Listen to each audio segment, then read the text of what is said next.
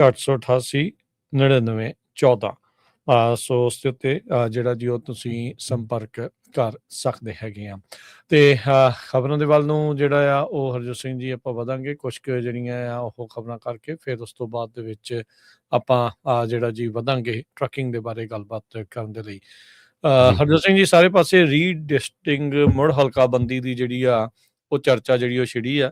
Voting right ਦੇ ਵਿੱਚ ਜਿਹੜਾ ਉਹਨਾਂ ਨੇ ਜਿਹੜੇ ਸੁਪਰੀਮ ਕੋਰਟ ਆ ਉਹਨਾਂ ਨੇ ਕਹਿ ਲਓ ਵੀ ਕੁਛ ਚੀਜ਼ਾਂ ਜਿਹੜੀਆਂ ਮੱਦਾਂ ਆ ਉਹ ਰੱਦ ਕਰਨ ਤੋਂ ਬਾਅਦ ਦੇ ਵਿੱਚ ਹੁਣ ਜਿਹੜੇ ਖਾਸ ਕਰਕੇ GOP ਵਾਲੇ ਆ, ਕੱਲ ਪ੍ਰੈਜ਼ੀਡੈਂਟ ਟਰੰਪ ਇੱਕ ਪ੍ਰੈਸ ਕਾਨਫਰੰਸ ਦੇ ਵਿੱਚ ਸੀਗੇ, ਜਦ ਉਹਨਾਂ ਨੂੰ ਇਹ ਪੁੱਛਿਆ ਗਿਆ ਵੀ ਤੁਸੀਂ ਜਿਹੜੀ ਰੂਲਿੰਗ ਆ ਇਹ ਸਕਾਟਸ ਦੀ ਜਿਹੜੀ ਉਹ ਦੇਖੀ ਆ, ਕਹਿੰਦੇ ਜੀ ਕੀ ਹੋਇਆ, ਕਹਿੰਦੇ ਵੀ ਕਿਹਦੇ ਲਈ, ਕਹਿੰਦਾ ਵੀ ਉਹਨਾਂ ਨੇ ਪੁੱਛਿਆ ਵੀ ਰਿਪਬਲਿਕਨਸ ਦੇ ਲਈ, ਕੰਜ਼ਰਵੇਟਿਵ ਲਈ ਗੁੱਡ ਆ। ਅੱਗੋਂ ਪੱਤਰਕਾਰ ਨੇ ਕਿਹਾ ਯੈਸ, ਕਹਿੰਦੇ ਆਈ ਲਵ ਇਟ, ਤੇ ਕਹਿੰਦੇ ਵੀ ਮੇਰਾ ਜੀ ਕਰਦਾ ਮੈਂ ਹੁਣੇ ਪ੍ਰੈਸ ਕਾਨਫਰੰਸ ਬੰਦ ਕਰਾਂ ਤੇ ਜਾ ਕੇ ਮੈਂ ਸਭ ਤੋਂ ਪਹਿਲਾਂ ਉਹ ਜਿਹੜੀ ਰੂਲਿੰਗ ਆ ਉਹ ਪੜਾ। ਸੋ ਲੂਜ਼ੀਆਨਾ ਜਿਹੜਾ ਇਨਫੈਕਟ ਆ ਸੁਪਰੀਮ ਕੋਰਟ ਦੀ ਰੀਡਿਸਟ੍ਰਿਕਟਿੰਗ ਰੂਲ ਤੋਂ ਬਾਅਦ ਦੇ ਵਿੱਚ ਕਹਿੰਦੇ ਵੀ ਆਪਣੇ ਹਾਊਸ ਦੀਆਂ ਪ੍ਰਾਇਮਰੀਜ਼ ਡਿਲੇ ਕਰਨ ਜਾ ਰਿਹਾ ਆ। ਸੋ ਇਹ ਪਲਾਨ ਕਰ ਰਿਹਾ ਵੀ ਆਪਾਂ ਵੋਟਾਂ ਹੀ ਲੇਟ ਕਰਾ ਦਈਏ, ਕਿਉਂਕਿ ਉਸ ਤੋਂ ਪਹਿਲਾਂ ਉਹ ਚਾਹੁੰਦੇ ਆ ਵੀ ਮੁੜ ਹਲਕਾਬੰਦੀ ਜਿਹੜੀ ਕਰਕੇ ਤੇ ਆਪਣੀ ਜਿਹੜੀ ਮੈਜੋਰਿਟੀ ਆ ਉਸ ਨੂੰ ਹੋਰ ਮਜ਼ਬੂਤ ਕੀਤਾ ਜਿਹੜਾ ਉਹ ਜਾ ਸਕੇ। ਸੋ 16 ਮਈ ਨੂੰ ਉੱਦਾਂ ਉੱਥੇ ਜਿਹੜੀਆਂ ਪ੍ਰਾਇਮਰੀਜ਼ ਹੋਣੀਆਂ ਸੀ ਮੌਜੂਦਾ ਕਾਂਗਰੈਸ਼ਨਲ ਮੈਪਸ ਦੇ ਨਾਲ, ਪਰ ਹੁਣ ਕਿਉਂਕਿ ਮੁੜ ਹਲਕਾਬੰਦੀ ਦੀ ਇਜਾਜ਼ਤ ਜਿਹੜੀ ਮਿਲ ਗਈ ਆ ਤੇ ਆਪਣੇ ਹਿਸਾਬ ਦੇ ਨਾਲ ਉਹ ਕਰ ਸਕਣਗੇ, ਤੇ ਇਹਦੇ ਨਾਲ ਕਹਿੰਦੇ ਵੀ ਉਹ ਡਿਲੇ ਕਰਨ ਬਾਰੇ ਜਿਹੜਾ ਉਹ ਸੋਚ ਰਹੇ ਆ। ਲੂਜ਼ੀਆਨਾ ਦੇ ਗਵਰਨਰ ਜੈਫ ਲੈਂਡਰੀ ਆ, ਉਹਨਾਂ ਨੇ ਕਾਂਗਰੈਸ਼ਨਲ ਰਿਪਬਲਿਕਨਸ ਨੂੰ ਕਿਹਾ ਆ ਵੀ ਆਪਣੀਆਂ ਜਿਹੜੀਆਂ ਪ੍ਰਾਇਮਰੀਜ਼ ਆ ਇਹਨਾਂ ਨੂੰ ਭਾਈ ਡਿਲੇ ਕਰੋ, ਤਾਂ ਜੋ ਆਪਾਂ ਆਪਣੀ ਜਿਹੜੀ ਸੱਤਾ ਆ ਜਾਂ ਆਪਣੀ ਜਿਹੜੀ ਕੰਟਰੋਲ ਆ, ਆਪਣੀ ਜਿਹੜੀ ਮੈਜੋਰਿਟੀ ਆ ਉਸਨੂੰ ਹੋਰ ਮਜ਼ਬੂਤ ਕਰ ਸਕੀਏ। ਸੋ ਇਹਦੇ ਨਾਲ ਜਿਹੜਾ ਕੈਲੀਫੋਰਨੀਆ ਦੀ ਪ੍ਰੋਪੋਜੀਸ਼ਨ 50 ਆ ਉਹਦੇ ਤੇ ਵੀ ਜਿਹੜਾ ਖਤਰਾ ਆ ਮੰਡਰਾਊਗਾ। ਪ੍ਰੋਪੋਜੀਸ਼ਨ 50 ਪਿਛਲੇ ਦਿਨਾਂ ਦੇ ਵਿੱਚ ਜਦੋਂ ਪਾਸ ਹੋਈ ਸੀਗੀ, ਉਹ ਆਪਾਂ ਦੇਖਿਆ ਹੀ ਹੈਗਾ, ਤੇ ਉਹ ਤੋਂ ਬਾਅਦ ਕਾਫੀ ਜਿਹੜੀ ਰੀਡਿਸਟ੍ਰਿਕਟਿੰਗ ਹੋਈ ਸੀਗੀ, ਤੇ ਉਹਦੇ ਬਾਰੇ ਕੀ ਹੋਊਗਾ। ਜਿਸ ਤਰ੍ਹਾਂ ਹੁਣ ਲੁਜ਼ੀਆਨਾ ਨੇ ਤਾਂ ਕਹਿ ਦਿੱਤਾ ਵੀ ਠੀਕ ਆ, ਅਸੀਂ ਦੁਬਾਰਾ ਜੋ ਪ੍ਰਾਇਮਰੀਜ਼ ਆ ਉਸ ਨੂੰ ਡਿਲੇ ਕਰਨ ਜਾ ਰਹੇ ਹੈਗੇ ਆ। ਸੋ ਕੈਲੀਫੋਰਨੀਆ ਵਾਲੇ ਕੀ ਕਰੂਗੇ ਇਹ ਦੇਖਦੇ ਆ, ਪਰ ਕਹਿੰਦੇ ਵੀ ਇਹ ਇੱਕ ਤਰ੍ਹਾਂ ਨਾਲ ਬੌਮਸ਼ੈਲ ਸੁਪਰੀਮ ਕੋਰਟ ਰੂਲਿੰਗ ਆ। ਜਿਹੜਾ ਲੁਜ਼ੀਆਨਾ ਦਾ ਕਾਂਗਰੈਸ਼ਨਲ ਮੈਪ ਸੀ ਉਸ ਨੂੰ ਜਿਹੜਾ ਕਿਹਾ ਗਿਆ ਆ ਵੀ ਇੱਕ ਤਰ੍ਹਾਂ ਨਾਲ ਅਨਕੌਂਸਟੀਟਿਊਸ਼ਨਲ ਹੈਗਾ ਆ। ਸੋ ਉਹ ਹੁਣ ਕੈਲੀਫੋਰਨੀਆ 'ਚ ਵੀ ਕੀ ਇਸ ਤਰ੍ਹਾਂ ਹੋਊਗੀ, ਕਿਉਂਕਿ ਇੱਥੇ ਤਾਂ ਵੋਟਿੰਗ ਵੀ ਹੋ ਗਈ, ਸਾਰਾ ਕੁਛ ਹੋ ਗਿਆ, ਮੈਪ ਵੀ ਬਣ ਗਏ, ਤੇ ਹੁਣ ਜੂਨ 2 ਨੂੰ ਇਲੈਕਸ਼ਨ ਵੀ ਹੈਗੀ ਆ। ਸੋ ਇਹ ਦੇਖਦੇ ਆ, ਆਉਣ ਵਾਲੇ ਦਿਨਾਂ ਜ਼ਰੂਰ ਪਤਾ ਲੱਗੂਗਾ ਜੀ। ਅਗਲੀ ਜਿਹੜੀ ਅਸੀਂ ਗੱਲ ਕਰਦੇ ਸੀਗੇ, ਮੇਨ ਦੀ ਜਿਹੜੀ ਡੈਮੋਕ੍ਰੇਟ ਪਾਰਟੀ ਦੀ ਗਵਰਨਰ ਜੈਨਟ ਮਿਲਜ਼, ਉਸਨੇ ਆਪਣਾ ਸੈਨੇਟ ਦਾ ਜਿਹੜਾ ਕੈਂਪੇਨ ਸੀ ਉਸ ਨੂੰ ਸਸਪੈਂਡ ਕਰ ਦਿੱਤਾ ਆ। ਸੂਜ਼ਨ ਕੋਲਨ ਜਿਹੜੇ ਮੇਨ ਤੋਂ ਸੈਨੇਟਰ ਹੈਗੇ ਆ ਰਿਪਬਲਿਕਨ ਪਾਰਟੀ ਵੱਲੋਂ, ਉਹਨਾਂ ਨੂੰ ਇਹ ਚੈਲੰਜ ਜਿਹੜੀ ਉਹ ਕਰ ਰਹੇ ਸੀਗੇ।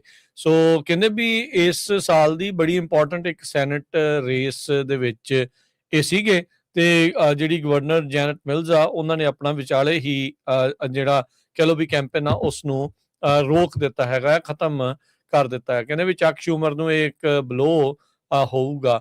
ਸੋ ਕਹਿੰਦੇ ਵੀ ਉਹਦਾ ਜਿਹੜਾ ਪ੍ਰੋਗਰੈਸਿਵ ਚੈਲੰਜਰ ਔਇਸਟਰ ਉੱਥੇ ਦਾ ਫਾਰਮਰ ਗ੍ਰਾਹਮ ਪਲੈਂਟਰ ਆ, ਉਹ ਲਗਾਤਾਰ ਲੀਡ ਕਰ ਰਿਹਾ ਸੀ ਪੋਲਸ ਦੇ ਵਿੱਚ ਤੇ ਫੰਡ ਰੇਜ਼ਿੰਗ ਦੇ ਵਿੱਚ ਵੀ, ਤੇ ਹੁਣ ਕਹਿੰਦੇ ਵੀ ਇਹਦੇ ਜਿਹੜੇ ਆ ਪੱਤੇ ਫੋਲਡ ਕਰਨ ਤੋਂ ਬਾਅਦ ਚ ਜਿਹੜੀ ਸੂਜ਼ਨ ਕੋਲਨ ਆ ਉਸ ਦਾ ਸਿੱਧਾ ਮੁਕਾਬਲਾ ਗ੍ਰੈਮ ਪਲੈਂਟਰ ਦੇ ਨਾਲ ਜਿਹੜਾ ਉਹ ਹੋ ਸਕਦਾ ਆ।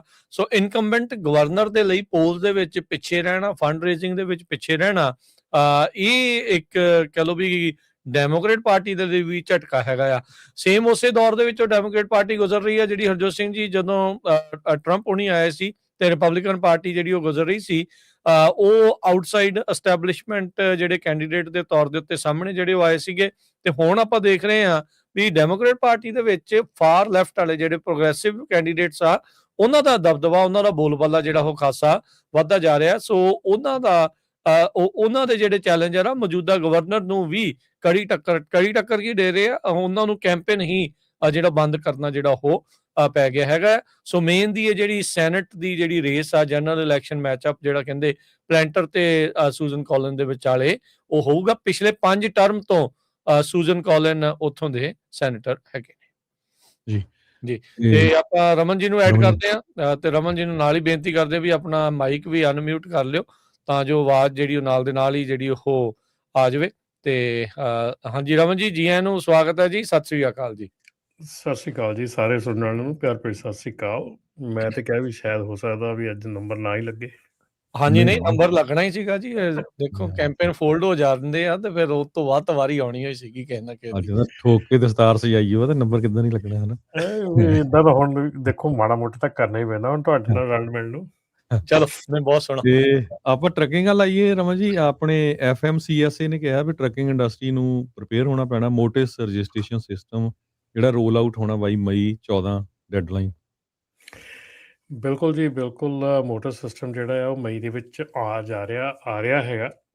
ਸੋ ਹਰ ਇੱਕ ਨੂੰ ਉਹਦੇ ਲਈ ਰੈਡੀ ਹੋਣਾ ਪੈਣਾ ਆ। ਸੋ ਜੇ ਤੁਸੀਂ ਅਜੇ ਤੱਕ ਤੁਹਾਡੇ ਅਕਾਊਂਟ ਵਗੈਰਾ ਨਹੀਂ ਖੁੱਲ੍ਹੇ ਹੈਗੇ ਜਾਂ ਕਾਫੀ ਜਗ੍ਹਾ ਦੇਖੀ ਦੀ ਹੈ ਕਿ ਅਕਾਊਂਟ ਸਿੱਧੇ ਨਹੀਂ ਹੈਗੇ, ਸੋ ਹੁਣ ਜੋਤ ਭਾਜੀ ਰਾਜਕਰਨ ਇੱਕ ਜੀ ਜਿਹੜੀ ਚੀਜ਼ ਸਾਰਿਆਂ ਨੂੰ ਵੱਡੀ ਹੋਣੀ ਆ ਕਿ ਤੁਸੀਂ ਹੁਣ ਆਪਣੇ ਅਕਾਊਂਟ ਦਾ ਐਕਸੈਸ ਐਵੇਂ ਹੀ ਨਹੀਂ ਦੇ ਸਕਦੇ ਕਿ ਤੁਸੀਂ ਕਿਸੇ ਨੂੰ ਵੀ ਐਕਸੈਸ ਫੜਾਤਾ, ਕਿਸੇ ਨੂੰ ਵੀ ਦੇਤਾ, ਤੁਸੀਂ ਇਹ ਲੌਗਇਨ ਕਰ ਲਿਓ, ਤੁਸੀਂ ਕਰ ਲਿਓ।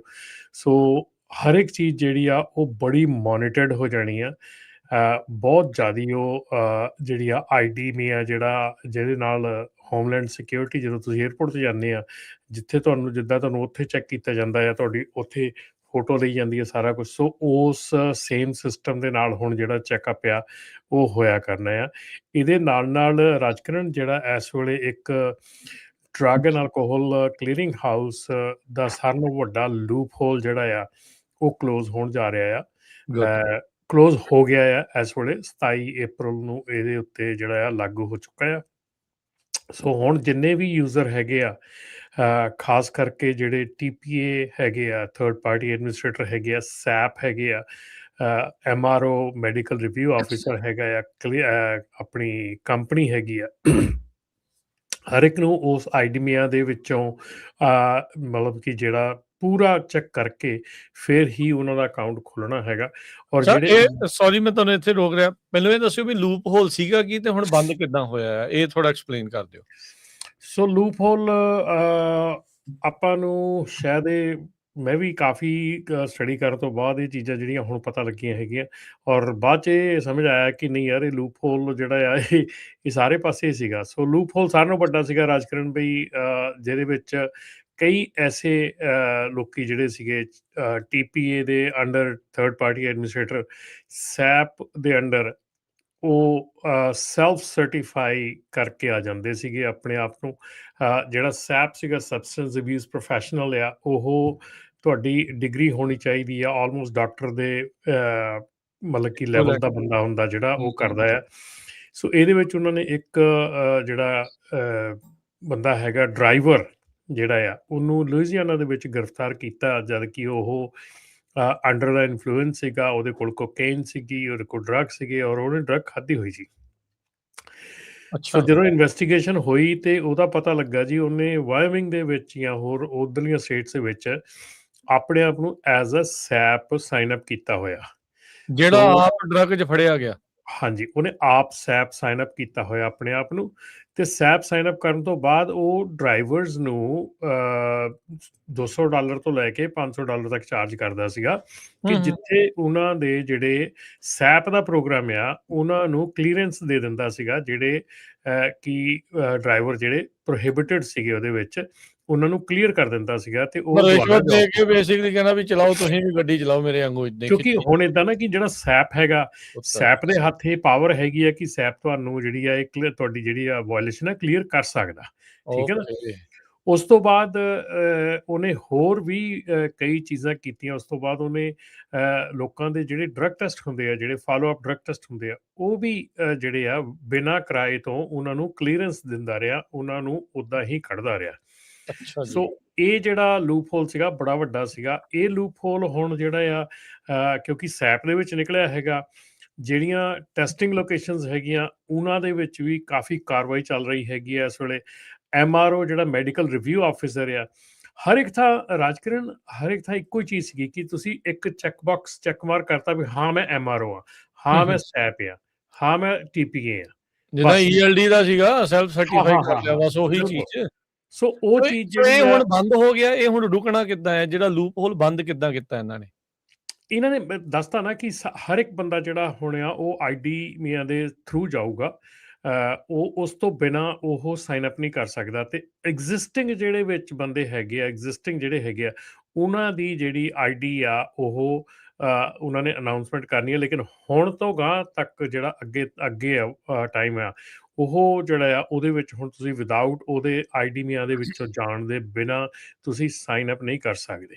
ਤੁਸੀਂ ਫਿਰ ਉਹਦੀ ਵੈਰੀਫਿਕੇਸ਼ਨ ਪ੍ਰੋਸੈਸ ਉਹਨਾਂ ਨੇ ਜਿਹੜਾ ਬੈਕ ਐਂਡ ਤੇ ਲਾਇਆ ਹੈਗਾ, ਉਹ ਸਾਰਾ ਕੁਝ ਕਰਨ ਤੋਂ ਬਿਨਾ ਤੁਸੀਂ ਉਹਦੇ ਵਿੱਚ ਸਾਈਨ ਅਪ ਨਹੀਂ ਹੋ ਸਕਦੇ। ਤੇ ਠੀਕ ਹੈ। ਮੋਟਰਸ ਦੇ ਵਿੱਚ ਵੀ ਇਹੋ ਹੀ ਸਿਸਟਮ ਆ। ਮੋਟਰਸ ਦੇ ਵਿੱਚ ਵੀ ਤੁਹਾਡੀ ਪੂਰੀ ਜਿਹੜੀ ਬੈਕਗਰਾਊਂਡ ਚੈੱਕ ਜਿਹੜੀ ਆ ਤੁਹਾਡੀ, ਉਹ ਸਾਰਾ ਕੁਝ ਤੁਹਾਡੀ ਆਈਡੀ ਹਰ ਚੀਜ਼ ਜਿਹੜੀ ਆ ਉਹ ਅਗੇਂਸਟ ਦਾ ਡੇਟਾਬੇਸ ਚੈੱਕ ਹੁੰਦੀ ਆ ਤੇ ਤੁਹਾਨੂੰ ਅੱਗੇ ਕਲੀਅਰੈਂਸ ਮਿਲਦੀ ਆ, ਤਾਂ ਤੁਸੀਂ ਅਕਾਊਂਟ ਖੋਲ ਸਕਦੇ ਆ, ਤਾਂ ਤੁਸੀਂ ਕੰਪਨੀ ਖੋਲ ਸਕਦੇ ਆ। ਸੋ ਇਹਦੇ ਵਿੱਚ ਸਾਰਿਆਂ ਨਾਲੋਂ ਵੱਡੀ ਜਿਹੜੀ ਚੀਜ਼ ਆ ਰਾਜਕਰਨ, ਉਹ ਮੈਂ ਜਿੰਨੀ ਵੀ ਅਜੇ ਤੱਕ ਸਟੱਡੀ ਕੀਤੀ ਹੈ, ਜਿੰਨੀ ਵੀ ਮੈਂ ਉਹਨੂੰ ਦੇਖਿਆ ਹੈਗਾ, ਉਹਦੇ ਵਿੱਚ ਸਾਰਿਆਂ ਨਾਲੋਂ ਵੱਡਾ ਜਿਹੜਾ ਕੰਮ ਹੈਗਾ ਉਹ ਇਹ ਹੈਗਾ ਕਿ ਤੁਸੀਂ ਆਪਣੀ ਆਈਡੀ ਕਿਸੇ ਨੂੰ ਨਾ ਦਿਓ ਕਿ ਮੇਰੇ ਨਾਂ ਤੇ ਤੂੰ ਆਈਡੀ ਦੇ ਨਾਲ ਚੈੱਕ ਇਨ ਕਰ ਲਈ ਜਾਂ ਮੇਰੇ ਨਾਂ ਤੇ ਲੌਗਇਨ ਕਰਕੇ ਅੱਗੇ ਆ ਕੰਮ ਕਰ ਲਈ, ਕਿਉਂਕਿ ਉੱਥੇ ਹੀ ਸਾਰਾ ਜਿਹੜਾ ਆ ਪ੍ਰੋਬਲਮ ਖੜੀ ਹੋ ਜਾਣੀ ਆ ਤੁਹਾਡੇ ਲਈ। ਇੱਕ ਹੋਰ ਗੱਲ ਰਾਜਕਰਨ ਜਿਹੜੀ ਹੋਈ ਆ ਕਿ ਡਰੱਗ ਐਂਡ ਅਲਕੋਹਲ ਟੈਸਟਿੰਗ ਦੀਆਂ ਲੈਟਰਸ ਆ ਰਹੀਆਂ ਹੈਗੀਆਂ ਇਸ ਵੇਲੇ ਕੈਰੀਅਰਸ ਨੂੰ, ਠੀਕ ਹੈ। ਕਿ ਉਹ ਆਉਣ ਵਾਲੇ ਸਮੇਂ ਦੇ ਵਿੱਚ ਮੇਰੇ ਖਿਆਲ ਡੇਟ ਜਿਹੜੀ ਦਿੱਤੀ ਹੈਗੀ ਆ ਉਹਨਾਂ ਨੇ, ਜੁਲਾਈ ਦੀ ਡੇਟ ਆ, ਚਿੱਠੀਆਂ 'ਚ? ਜੁਲਾਈ 17 ਦੀ ਡੇਟ ਦਿੱਤੀ ਆ। ਮੋਸਟਲੀ ਜਿਹੜੇ ਕੈਰੀਅਰਸ ਨੂੰ ਅਪ੍ਰੈਲ ਦੇ ਵਿੱਚ ਚਿੱਠੀ ਆਈ ਆ। ਸੋ ਉਹਨਾਂ ਨੇ 3 ਮਹੀਨੇ ਦਾ ਟਾਈਮ ਦਿੱਤਾ ਹੈਗਾ। ਸੋ ਉਹ ਜਿਹੜੀ ਚਿੱਠੀ ਆ ਰਹੀ ਹੈਗੀ ਆ, ਉਹ ਮੇਕ ਸ਼ੋਰ ਜਿਹਦੇ ਨਾਲ ਵੀ ਤੁਸੀਂ ਡਰੱਗ ਟੈਸਟ ਕਰਦੇ ਹੈਗੇ ਆ, ਉਹਨਾਂ ਦੇ ਨਾਲ ਉਹ ਵੈਰੀਫਿਕੇਸ਼ਨ ਜ਼ਰੂਰ ਕਰਨੀ ਆ ਕਿ ਉਹ ਵੈਲਿਡ ਚਿੱਠੀ ਆ, ਕਿਉਂਕਿ ਫਰਾਡ ਵੀ ਨਾਲ ਨਾਲ ਚੱਲ ਰਿਹਾ ਹੈਗਾ। ਸੋ ਉਹ ਲੈਟਰ ਦੇ ਵਿੱਚ ਜਿਹੜਾ ਆ, ਇਹ ਤੁਹਾਨੂੰ ਕਿਹਾ ਗਿਆ ਕਿ ਲਾਸਟ ਈਅਰ ਦੇ ਤੁਹਾਡੇ ਡਰੱਗ ਐਂਡ ਅਲਕੋਹਲ ਦੇ ਜਿਹੜੇ ਟੈਸਟ ਨੰਬਰਸ ਹੈਗੇ ਆ, ਉਹ ਰਿਪੋਰਟ ਤੁਸੀਂ ਜਿਹੜੀ ਆ ਸਬਮਿਟ ਕਰੋ।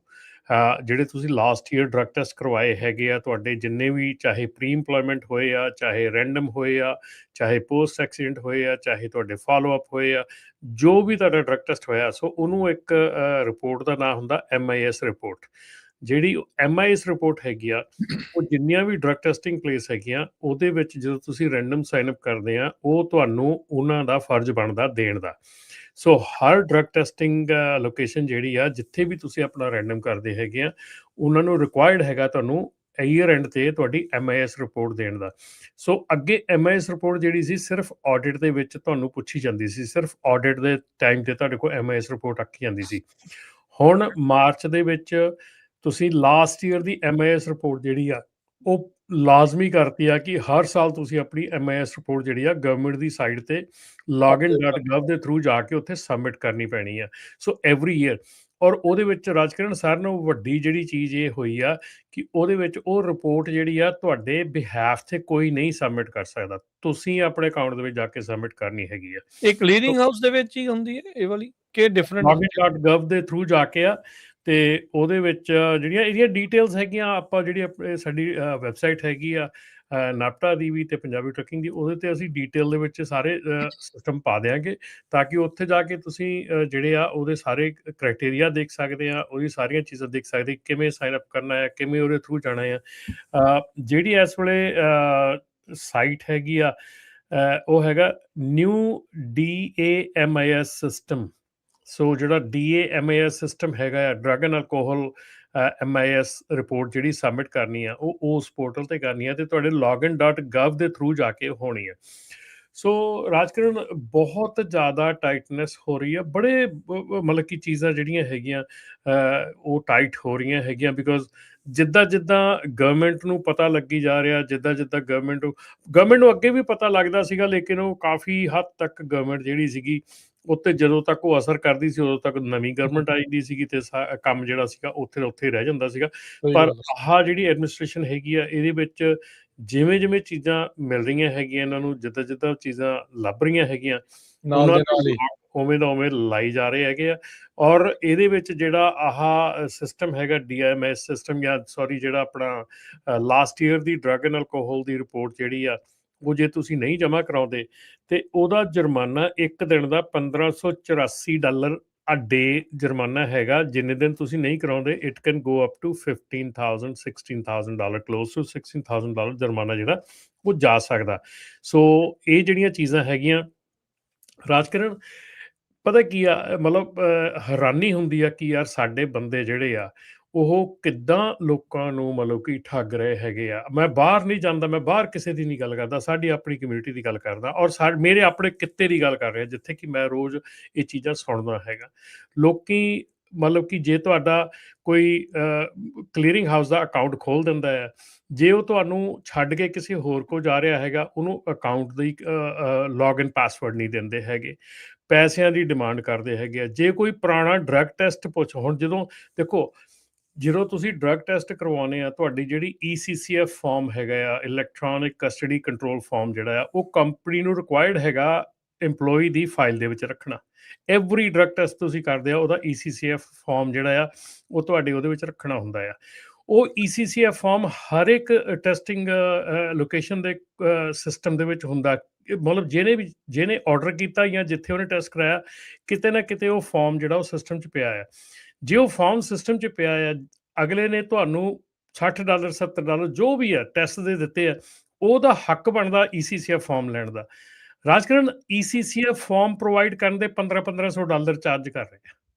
ਮਤਲਬ ਤੁਸੀਂ, ਕਿਉਂਕਿ ਜਦੋਂ ਬੰਦਾ ਆਡਿਟ 'ਚ ਫਸ ਜਾਂਦਾ ਜਾਂ ਕਿਤੇ ਨਾ ਕਿਤੇ ਇਹੋ ਜਿਹੇ ਮੌਕੇ ਤੇ ਆ ਜਾਂਦਾ, ਤੇ ਉਹਨੂੰ ਉਹ ਚੀਜ਼ਾਂ ਜਿਹੜੀਆਂ ਆ ਉਹ ਫਸਾ ਕੇ ਉਹਨੂੰ ਮੁੜ ਕੇ ਉੱਤੇ ਡਿਮਾਂਡ ਕੀਤੀ ਜਾਂਦੀ ਆ।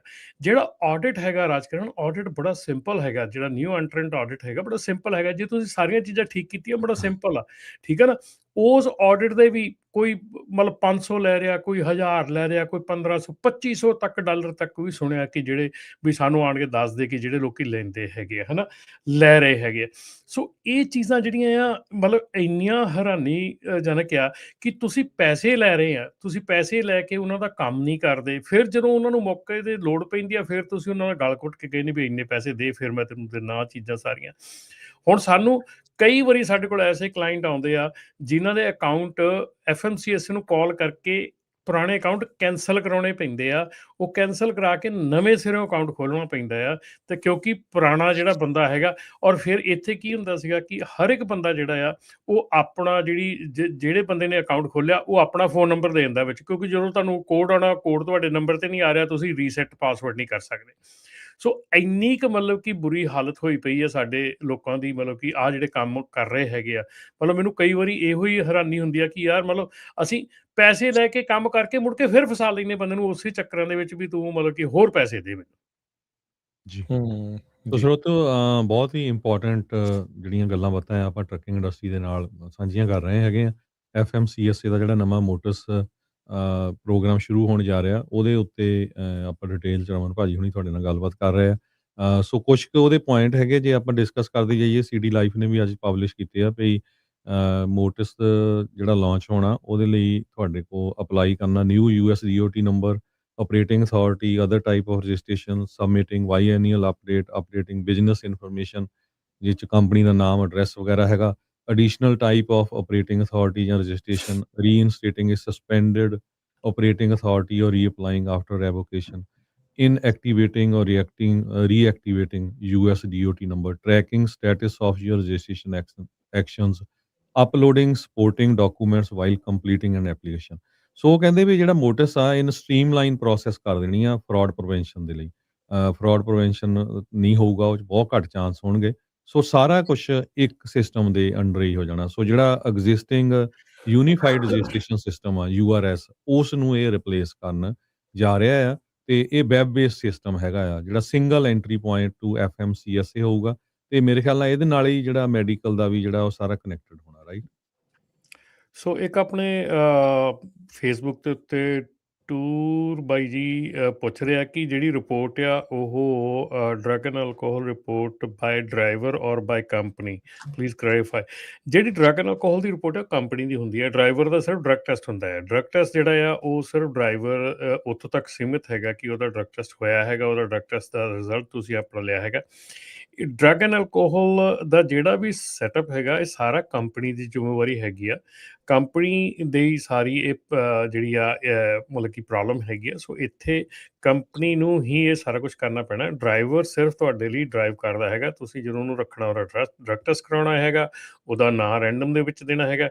ਔਰ ਇੱਕ ਹੋਰ ਚੀਜ਼ ਰਾਜਕਿਰਨ, ਜਿਹੜੀ ਜੀ। ਬਹੁਤ ਸਾਡੇ ਬੰਦਿਆਂ ਵੱਲੋਂ ਅਣਗਹਿਲੀ ਕੀਤੀ ਜਾ ਰਹੀ ਆ, ਕਿ ਹੂੰ, ਜਦੋਂ ਤੁਹਾਡਾ ਡਰੱਗ ਟੈਸਟ ਡਰਾਈਵਰ, ਇਹ ਡਰਾਈਵਰ ਵਾਸਤੇ ਮੈਂ ਗੱਲ ਕਰ ਰਿਹਾ, ਜਦੋਂ ਤੁਸੀਂ ਡਰੱਗ ਟੈਸਟ ਕਰਵਾਉਣ ਜਾਂਦੇ ਆ, ਮੇਕ ਸ਼ੋਰ ਤੁਸੀਂ drink enough water. Make sure ਤੁਸੀਂ ਜੇ ਉੱਥੇ ਤੁਸੀਂ ਸ਼ਾਈ ਬਲੈਡਰ ਹੋ ਜਾਂਦੇ ਆ, ਤੁਹਾਡੇ ਕੋਲ ਇਨਫ ਯੂਰਿਨ ਨਹੀਂ ਪ੍ਰੋਡਿਊਸ ਕਰ ਹੁੰਦਾ, ਤੁਹਾਨੂੰ ਉੱਥੇ 3 ਘੰਟੇ ਜਿਹੜਾ ਆ ਉਹ ਬੈਠਣਾ ਪੈਂਦਾ ਆ। 3 ਘੰਟੇ ਦੇ ਵਿੱਚ ਤੁਸੀਂ 2 ਤੋਂ 3 ਵਾਰੀ ਜਿਹੜਾ ਟਰਾਈ ਕਰਕੇ ਆ, ਲਿਮਿਟਿਡ ਪਾਣੀ ਪੀ ਕੇ 8 ਔਂਸ ਤੁਹਾਨੂੰ ਪਾਣੀ ਮਿਲਣਾ ਆ।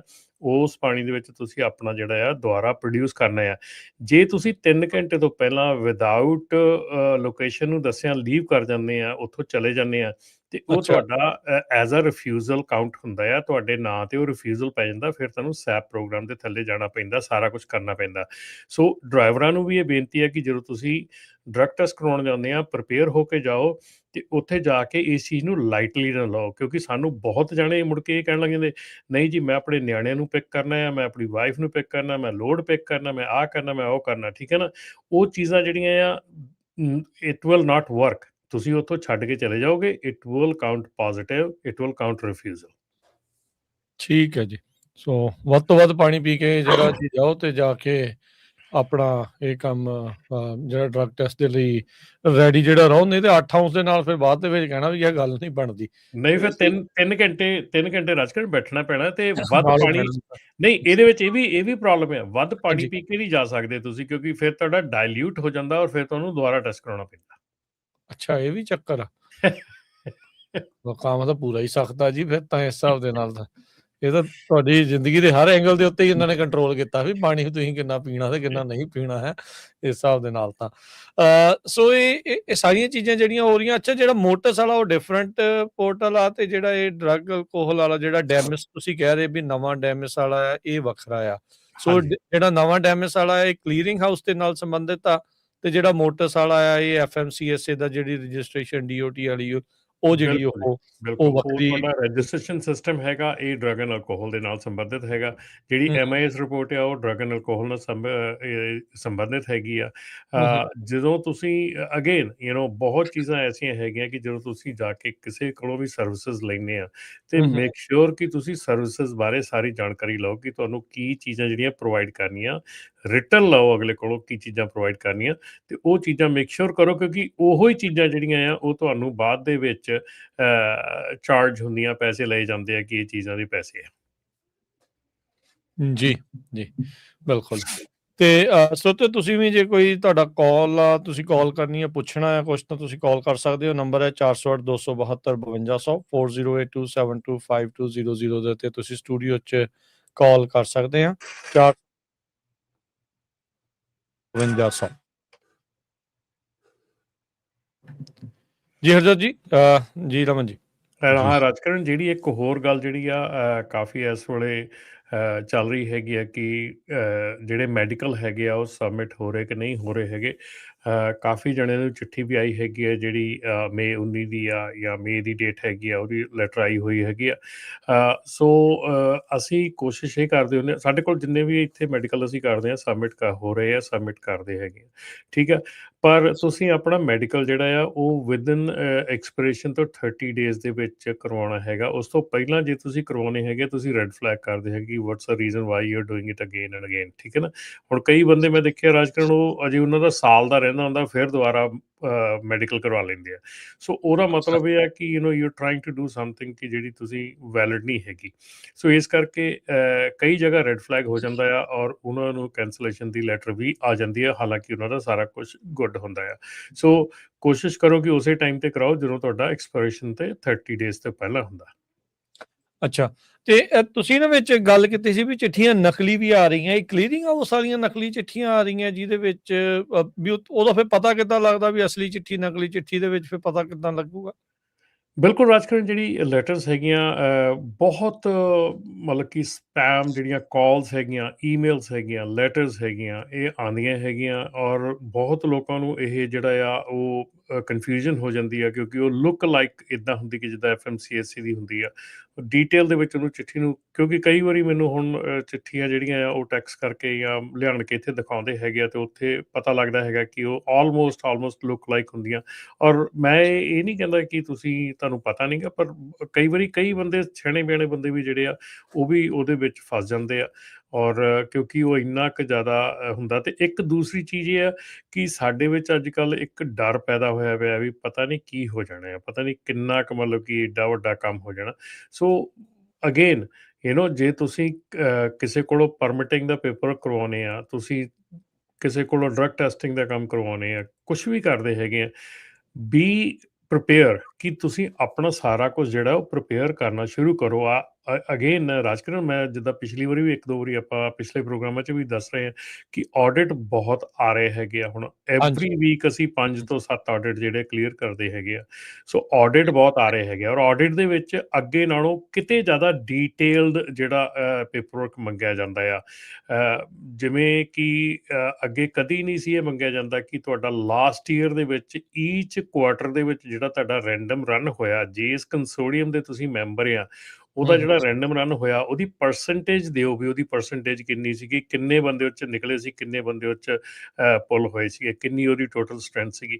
ਸੋ ਇਹ ਸਾਰੀਆਂ ਚੀਜ਼ਾਂ ਜਿਹੜੀਆਂ ਨਾ ਇਹ ਬੜੀਆਂ ਡੀਟੇਲ ਦੇ ਵਿੱਚ ਮੰਗ ਰਹੇ ਆ ਹੁਣ, ਔਰ ਬੜੀਆਂ ਜਿਹੜੀਆਂ ਆ ਡੀਪ ਜਾ ਕੇ ਗੱਲਾਂ ਜਿਹੜੀਆਂ ਆ ਉਹ, ਔਰ ਖਾਸ ਕਰਕੇ ਜਿਹੜਾ ਇਸ ਵੇਲੇ ਹੋਰ ਇੱਕ ਚੀਜ਼ ਜਿਹੜੀ ਆ ਥੋੜ੍ਹੀਆਂ ਜਿਹੜੀਆਂ ਕੰਪਨੀਆਂ ਥੋੜ੍ਹੇ ਸਾਈਜ਼ ਦੀਆਂ ਹੈਗੀਆਂ ਉਹਨਾਂ ਦੇ ਲਈ ਪੇਰੋਲ ਦਾ ਵੀ ਜਿਹੜਾ ਆ ਉਹ ਮੰਗਿਆ ਜਾ ਰਿਹਾ। ਈਵਨ ਜਿਹੜੇ ਆਪਣੇ ਉਹਨਾਂ ਦੇ ਟੈਕਸ ਰਿਟਰਨਸ ਹੈਗੇ ਉੱਥੋਂ ਤੱਕ ਵੀ ਮੰਗੇ ਜਾਂਦੇ ਹੈਗੇ। ਸੋ ਬਹੁਤ ਡੀਟੇਲ ਦੇ ਵਿੱਚ ਜਿਹੜਾ ਇਹ ਕੰਮ ਚੱਲ ਰਿਹਾ ਹੈਗਾ। ਖਾਸ ਕਰਕੇ ਜਿਹੜਾ 1099 ਵਾਲਾ ਚੱਕਰ ਹੈਗਾ ਉਹਦੇ ਵਿੱਚ ਬਹੁਤ ਹੀ, ਕਿਉਂਕਿ ਹੁਣ ਰਾਜਕਰਨ ਜੇ ਤੁਸੀਂ 1099 ਦਿੰਦੇ ਆ ਨਾ ਤੇ ਉਹਦੇ ਨਾਲ ਇੱਕ ਹੋਰ ਦੂਸਰਾ ਚੱਕਰ ਆ ਰਿਹਾ ਹੈਗਾ ਕਿ ਤੁਹਾਡਾ ਡਰਾਈਵਰ ਜਿਹੜਾ ਹੈ ਉਹ ਇੰਡੀਪੈਂਡੈਂਟ ਕੰਟਰੈਕਟਰ ਮੰਨਿਆ ਜਾਂਦਾ ਤੇ ਉੱਥੇ ਤੁਹਾਨੂੰ ਉੱਥੇ ਸਿਸਟਮ ਦੇ ਵਿੱਚ ਇਹ ਲੱਗ ਰਿਹਾ ਹੈਗਾ ਕਿ ਤੁਸੀਂ ਡਬਲ ਬ੍ਰੋਕਰਿੰਗ ਕਰ ਰਹੇ ਹੈਗੇ। ਸੋ ਮੈਨੂੰ 1-2 ਕੇਸ ਆਏ ਹੈਗੇ ਆ, ਵੀਅਰਡ ਆ, ਪਰ ਉਹਦੇ ਵਿੱਚ ਉਹ ਆ ਕਿਉਂਕਿ ਤੁਸੀਂ ਡਰਾਈਵਰ ਨੂੰ ਐਜ਼ ਅ ਇੰਡੀਪੈਂਡੈਂਟ ਕੰਟਰੈਕਟਰ ਕਹਿ ਕੇ ਚੱਲ ਰਹੇ ਆ ਤਾਂ ਹੀ ਉਹਨੂੰ 1099 ਦਿੰਦੇ ਆ। ਸੋ ਉਹ ਕਿਤੇ ਨਾ ਕਿਤੇ ਸਿਸਟਮ ਉਹਨੂੰ ਰੀਡ ਕਰ ਰਿਹਾ ਹੈਗਾ ਕਿ ਉਹ ਤੁਸੀਂ ਡਬਲ ਬ੍ਰੋਕਰਿੰਗ ਕਰ ਰਹੇ ਹੈਗੇ। ਅੱਛਾ, ਹਾਂਜੀ। ਠੀਕ ਆ। ਸੋ ਇਸ ਐਂਗਲ ਤੋਂ ਵੀ ਬੰਦਾ ਇੱਕ ਤਾਂ ਪਹਿਲਾਂ ਹੀ EMPLOYER ਨੂੰ 1099 ਦੇਣਾ ਉਹੀ ਗਲਤ, ਤੇ ਦੂਜਾ ਡਬਲ ਬ੍ਰੋਕਰਿੰਗ ਵਾਲੀ ਗੱਲ ਵੀ ਜਿਹੜੀ ਉਹ ਗੱਲ ਪੈ ਜਾਣੀ ਹੈ। ਇੱਕ ਖਬਰ ਆਪਣੇ ਰਾਜੀ ਫਰਿਜ਼ਨੋ ਤੋਂ ਆ ਰਹੀ ਆ ਜਿੱਥੇ ਕਹਿੰਦੇ ਵੀ ਇੱਕ ਜਿਹੜਾ ਜਾਟ ਸੀ ਉੱਥੇ ਬੰਦੇ ਦੀ ਮੌਤ ਹੋਈ ਆ। ਫਰਿਜ਼ਨੋ ਕਾਉਂਟੀ ਟ੍ਰੈਕਿੰਗ ਮਕੈਨਿਕ ਸੀਗਾ ਕੋਈ। ਜਾਂ ਮਕੈਨਿਕ ਸੀਗਾ ਤੇ ਇਹ 4 ਵਜੇ ਕੱਲ ਘਟਨਾ ਵਾਪਰੀ ਹੈਗੀ ਬੈਲਮੌਂਟ ਤੇ ਲੈਫੀਅਟ ਐਵਨਿਊ ਦੇ ਉੱਤੇ ਜਿਹੜਾ ਇਹ ਯਾਰਡ ਹੈਗਾ ਤੇ ਉਹਨਾਂ ਨੇ ਕਿਹਾ ਵੀ 20s ਦੇ ਵਿੱਚ ਹੈਗਾ ਮੁੰਡਾ ਜਿਹਦੀ ਡੈਥ ਹੋਈ ਆ ਮਕੈਨਿਕ ਸੀਗਾ ਉਹ ਫੈਸਿਲਿਟੀ ਦੇ ਉੱਤੇ ਤੇ ਹੁੱਕ ਅਪ ਕਰ ਰਿਹਾ ਸੀ ਟ੍ਰੇਲਰ ਨੂੰ ਤੇ ਸੈਮੀ ਟਰੱਕ ਨਾਲ ਜਦੋਂ ਉਹ ਪਿੰਨ ਹੋ ਗਿਆ ਇਨ ਬਿਟਵੀਨ ਤੇ ਕ੍ਰਸ਼ ਹੋ ਗਿਆ। ਐਮਰਜੈਂਸੀ ਨੇ ਰਿਸਪੌਂਡ ਕੀਤਾ ਪਰ ਉੱਥੇ ਹੀ ਉਹਦੀ ਜਿਹੜੀ ਆ ਮੌਕੇ ਤੇ ਹੀ ਮੌਤ ਹੋ ਗਈ। ਅਜੇ ਤੱਕ ਉਹਦਾ ਜਿਹੜਾ ਨਾਮ ਵਗੈਰਾ ਆ ਉਹ ਡਿਸਕਲੋਜ਼ ਨਹੀਂ ਕੀਤਾ ਹੈਗਾ। ਹਾਂਜੀ, ਕਾਫੀ ਉੱਥੇ ਟਰੱਕਿੰਗ ਵਾਲੀਆਂ ਰਿਪੇਅਰ ਸ਼ਾਪਸ ਉੱਥੇ ਬਹੁਤ ਨੇ। ਉੱਥੇ ਮੇਰਾ ਇੱਕ ਜਿਹੜੀ ਸਿਮੈਟਰੀ ਦੇ ਲਾਗੇ ਹੀ ਆ ਇਹ ਜਿੱਥੇ ਘਟਨਾ ਵਾਪਰੀ ਆ, ਦੇਰ ਮਲਟੀਪਲ ਉੱਥੇ ਜਿਹੜੀਆਂ ਹੈਗੀਆਂ। ਸੋ ਉਹਨਾਂ ਨੇ ਨਾਮ ਨਹੀਂ ਦੱਸਿਆ ਵੀ ਕਿਹੜੀ ਸ਼ਾਪ ਤੇ ਸੀਗਾ, ਬਸ ਉਹਨਾਂ ਨੇ ਇਹ ਦੱਸਿਆ ਵੀ ਇੰਟਰਸੈਕਸ਼ਨ ਸੀਗਾ ਬੈਲਮੌਂਟ ਤੇ ਲਾਫੀਅਟ ਐਵਨਿਊ ਦਾ।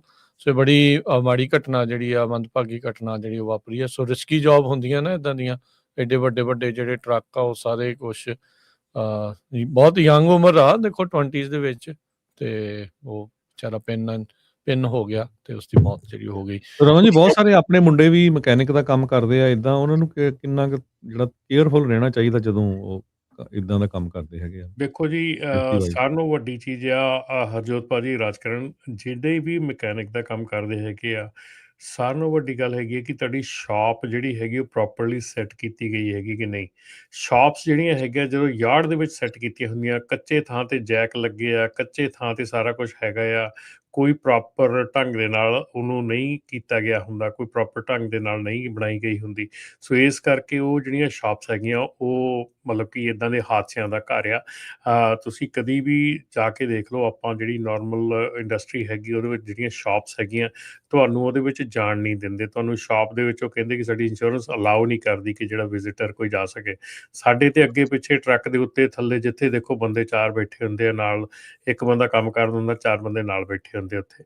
ਸੋ ਇਹ ਜਿਹੜੀਆਂ ਚੀਜ਼ਾਂ ਹੈਗੀਆਂ, ਇਹ ਵੀ ਆਪਾਂ ਨੂੰ ਮਤਲਬ ਕਿ ਆਪਾਂ ਸੋਚ ਲੈਂਦੇ ਹਾਂ ਵੀ ਠੀਕ ਆ, ਆਪਾਂ ਇੰਡੀਅਨ ਹੈਗੇ, ਆਪਾਂ ਕਰੀ ਜਾਂਦੇ ਹਾਂ, ਪਰ ਦੀਜ਼ ਥਿੰਗਸ ਮੈਟਰ। ਸੋ ਜੇ ਤੁਸੀਂ ਸ਼ਾਪ ਰਨ ਕਰਦੇ ਹੈਗੇ ਆ ਤੇ ਸ਼ਾਪ ਨੂੰ ਸ਼ਾਪ ਦੇ ਢੰਗ ਨਾਲ ਰਨ ਕਰੋ, ਕਿਉਂਕਿ ਜਿੰਨੀਆਂ ਵੀ ਯਾਰਡਸ ਦੇ ਵਿੱਚ ਜਾਂ ਹੋਰ ਸ਼ਾਪਸ ਆਪਣੀਆਂ ਜਿਹੜੀਆਂ ਚੱਲ ਰਹੀਆਂ ਇਸ ਵੇਲੇ, ਮੇਰੇ ਖਿਆਲ ਜੇ ਓਸ਼ਾ ਆਣ ਕੇ ਉਹਨਾਂ ਦੀ ਇਨਵੈਸਟੀਗੇਸ਼ਨ ਕਰ ਲਵੇ ਤੇ 99% ਜਿਹੜੀਆਂ ਸ਼ਾਪਸ ਆ ਉਹ ਆਊਟ ਆਫ ਸਰਵਿਸ ਮਤਲਬ ਕਿ ਬੰਦ ਹੋ ਸਕਦੀਆਂ ਜਿਹੜੇ ਹਿਸਾਬ ਨਾਲ ਚੱਲ ਰਹੀਆਂ। ਜੀ, ਆਪਣੇ ਨਾਲ ਕਾਲਰ ਵੀ ਜੁੜ ਰਹੇ ਨੇ ਤੇ ਸਰੋਤਿਓ ਤੁਸੀਂ ਵੀ ਜੇ ਕੋਈ ਸਵਾਲ ਪੁੱਛਣਾ ਚਾਹੁੰਦੇ ਹੋ, ਤੁਹਾਡਾ ਟਰੱਕਿੰਗ ਨੂੰ ਲੈ ਕੇ ਕੋਈ ਨਜ਼ਰੀਆ ਹੈ, ਕੋਈ ਰਾਏ ਆ, ਤਾਂ ਕਾਲ ਕਰਿਓ 408 272 5200। ਹਾਂਜੀ, ਜਸਪਾਲ ਜੀ ਜੁੜੇ ਨੇ। ਹਾਂਜੀ, ਸਤਿ ਸ਼੍ਰੀ ਅਕਾਲ ਜੀ। ਸਤਿ ਸ਼੍ਰੀ ਅਕਾਲ ਵੀਰ ਜੀ। ਸਤਿ ਸ਼੍ਰੀ ਅਕਾਲ ਜੀ। ਸਤਿ ਸ਼੍ਰੀ ਅਕਾਲ ਜੀ। ਵੀਰ ਜੀ ਅੱਗੇ ਵੀ ਕਈ ਵਾਰੀ ਉਹਦਾ ਦੱਸ ਚੁੱਕੇ ਤੁਸੀਂ, ਇੱਕ ਵਾਰੀ ਪੀਸੀ ਵਾਲੇ ਆਵਾਜ਼ ਕੱਟ ਰਹੀ ਹੈ ਭਾਜੀ, ਦੁਬਾਰਾ ਬੋਲਿਓ। ਲੱਗੇ ਕਰ ਲਓ। ਪੀਸੀ ਵਾਲੇ ਥੋੜਾ ਕਨਫਰਮ ਕਰ ਦਿਓ, ਪਰਸਨਲ ਫਾਈਨੈਂਸ ਬਾਰੇ ਡਿਟੇਲ ਵਿੱਚ ਅੱਗੇ ਵੀ ਤੁਸੀਂ ਦੱਸਿਆ ਹੈ, ਥੋੜਾ ਜਿਹਾ ਇੱਕ ਵਾਰੀ ਫੇਰ ਡਿਟੇਲ ਤੇ ਕਨਫਰਮ ਕਰ ਦਿਓ ਜੀ। ਪਰਸਨਲ ਕਨਵੇਂਸ ਦਾ ਪੁੱਛਦੇ ਪਏ ਆ ਰਮਨ ਜੀ।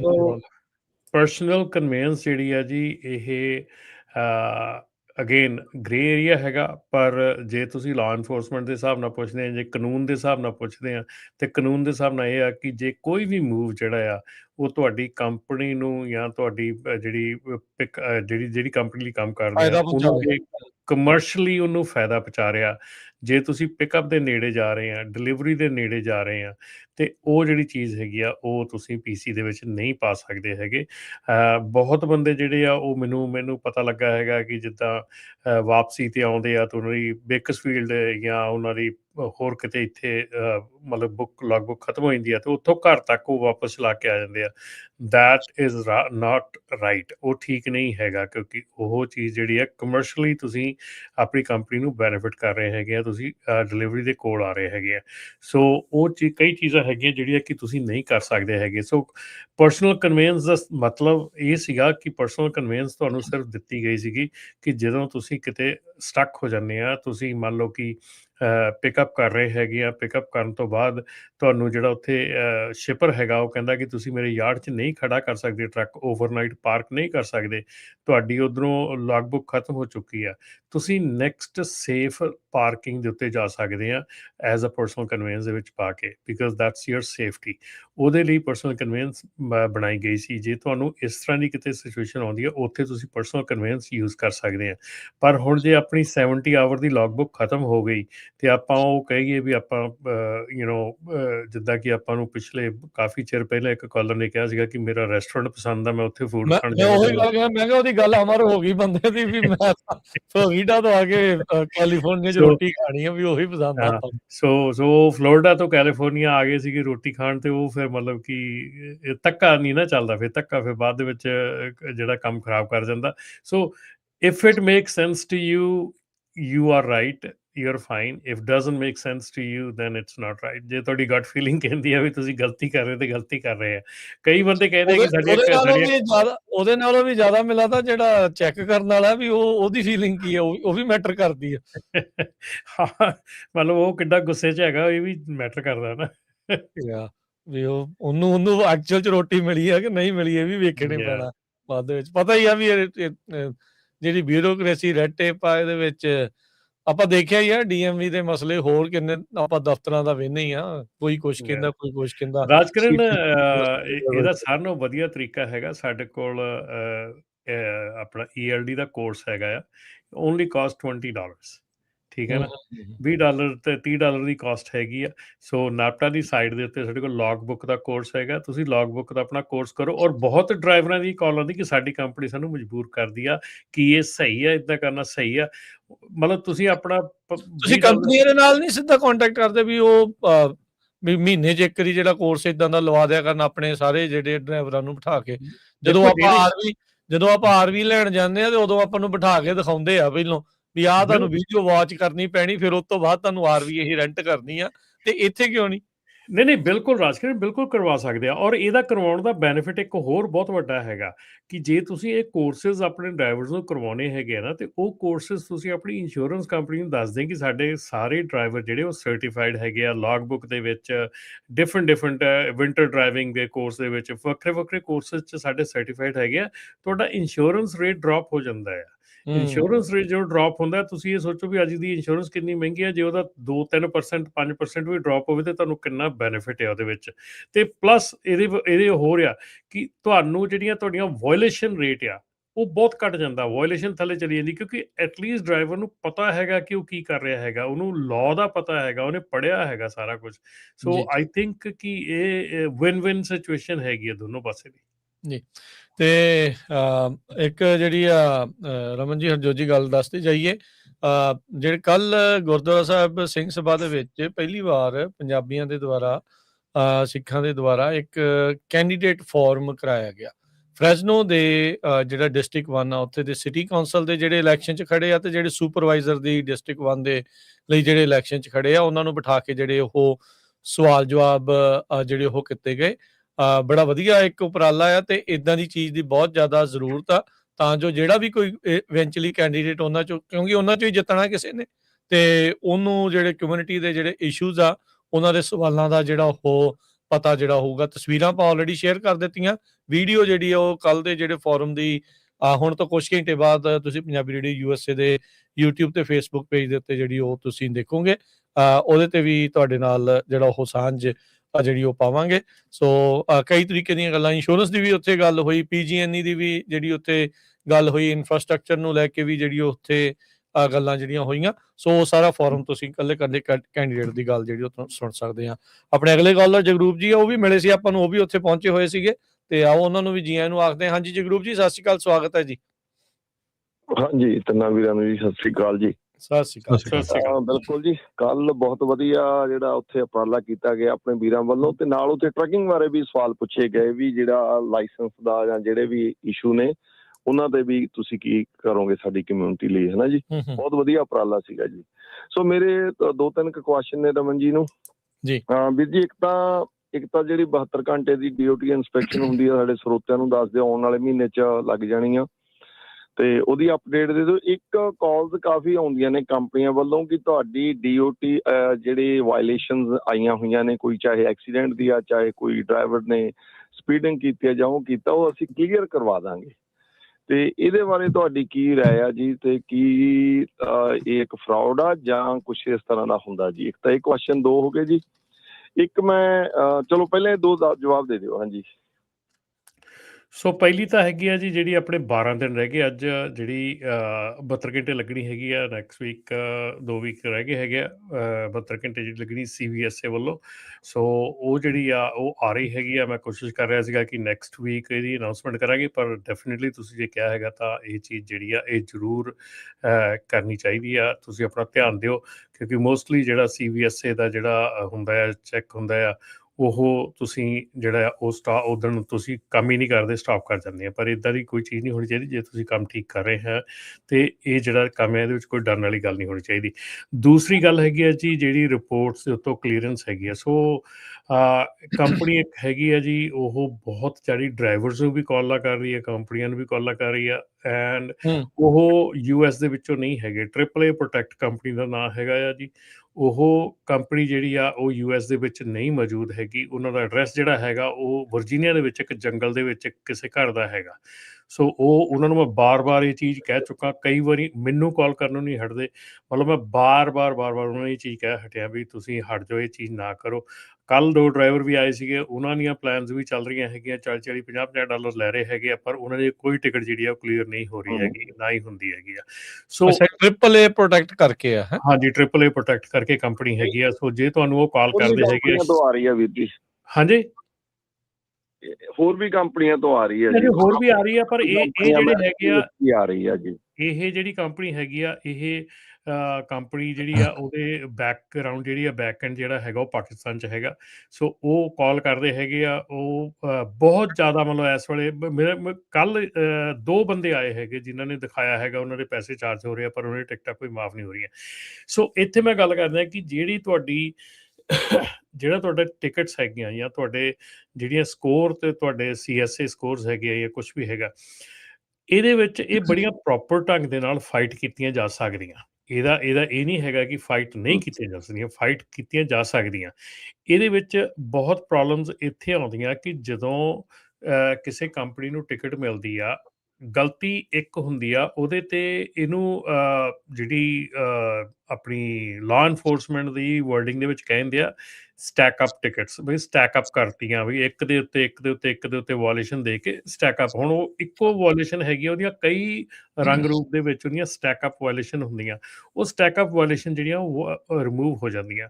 ਸੋ ਬਹੁਤ ਚੀਜ਼ਾਂ ਜਿਹੜੀਆਂ ਹੋ ਸਕਦੀਆਂ, ਪਰ ਜੇ ਪ੍ਰੋਪਰ ਢੰਗ ਦੇ ਨਾਲ ਕੀਤੀਆਂ ਜਾਣ, ਪ੍ਰੋਪਰ ਕੰਪਨੀ ਪ੍ਰੋਪਰ ਚੀਜ਼ ਕੀਤੀ ਜਾਵੇ ਤਾਂ ਡੈਫੀਨੇਟਲੀ ਜਿਹੜੀਆਂ ਤੁਹਾਡੀਆਂ CSA ਸਕੋਰ ਆ ਉਹ ਟਿਕਟਸ ਫਾਈਟ ਹੁੰਦੀਆਂ।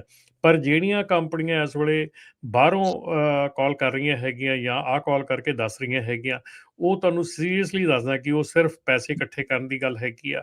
ਉਹ ਪੈਸੇ ਇਕੱਠੇ ਕਰਦੇ ਆ, ਮੰਥਲੀ ਸਬਸਕ੍ਰਿਪਸ਼ਨ ਤੁਹਾਡੀ ਜ਼ਬਰਦਸਤੀ ਲਈ ਜਾਂਦੇ ਹੈਗੇ ਆ, ਐਂਡ ਦੈਟਸ ਇਟ। ਕੋਈ ਉਹ ਜਿਹੜਾ ਕੰਮ ਆ ਉਹਨਾਂ ਨੂੰ ਕੁਛ ਨਹੀਂ ਪਤਾ ਹੈਗਾ। ਆਹ AAA ਪ੍ਰੋਟੈਕਟ ਵਾਲੀ ਕੰਪਨੀ ਤੋਂ ਕੱਲ ਮੈਨੂੰ ਪਤਾ ਲੱਗਿਆ ਕਿ ਇੱਕੋ ਹੀ ਲਾਇਰ ਆ ਉਹਨਾਂ ਦੇ ਕੋਲ ਸਾਰੇ ਅਮਰੀਕਾ ਦੇ ਵਿੱਚ। ਸੋ ਉਹੀ ਲਾਇਰ ਨੂੰ ਨਾ ਉਹਦਾ ਹੀ ਭਰ ਦਿੰਦੇ ਸਾਰੇ ਥਾਂ ਤੇ, ਉਹੋ ਹੀ ਜਾਂਦਾ। ਪਤਾ ਨਹੀਂ, ਮਤਲਬ ਆਈ ਡੋਂਟ ਨੋ। ਇਹ ਕੱਲ ਮੈਨੂੰ ਜਿਹੜੇ ਡਰਾਈਵਰ ਦੱਸ ਕੇ ਗਏ ਆ ਉਹਨਾਂ ਨੇ ਦੱਸਿਆ ਹੈਗਾ ਕਿ ਉਹਨਾਂ ਦੀ ਕੋਈ ਟਿਕਟ ਜਿਹੜੀ ਆ ਉਹ ਅਜੇ ਤੱਕ ਜਿੰਨੇ ਨੂੰ ਉਹ ਜਾਣਦੇ, ਜਿੰਨੇ ਲਈ ਆ, ਉਹਨਾਂ ਦੀ ਟਿਕਟ ਰਿਮੂਵ ਨਹੀਂ ਹੁੰਦੀ। ਰਾਜਗਣ ਆਪਾਂ ਕਈ ਵਾਰੀ ਕਹਿ ਕੈਨੇਡਾ ਦੇ ਵਿੱਚ ਵੀ ਉਹ ਕਰੀ ਜਾਂਦੇ ਆ ਨਾਲ ਦੇ ਨਾਲ, ਸੋ ਕੈਨੇਡਾ ਵਾਲੇ ਵੀ ਧਿਆਨ ਦੇਣ। ਹਾਂਜੀ, ਸੋ ਹਾਂਜੀ, ਬਹੁਤ ਮਿਹਰਬਾਨੀ ਜੀ, ਬੜਾ ਡਿਟੇਲ 'ਚ ਤੁਸੀਂ ਦੱਸਿਆ। ਮੇਰਾ ਇੱਕ ਮੈਂ ਫਿਰ ਬੇਨਤੀ ਕਰਕੇ ਅੱਗੇ ਲਊਂਗਾ ਜੀ।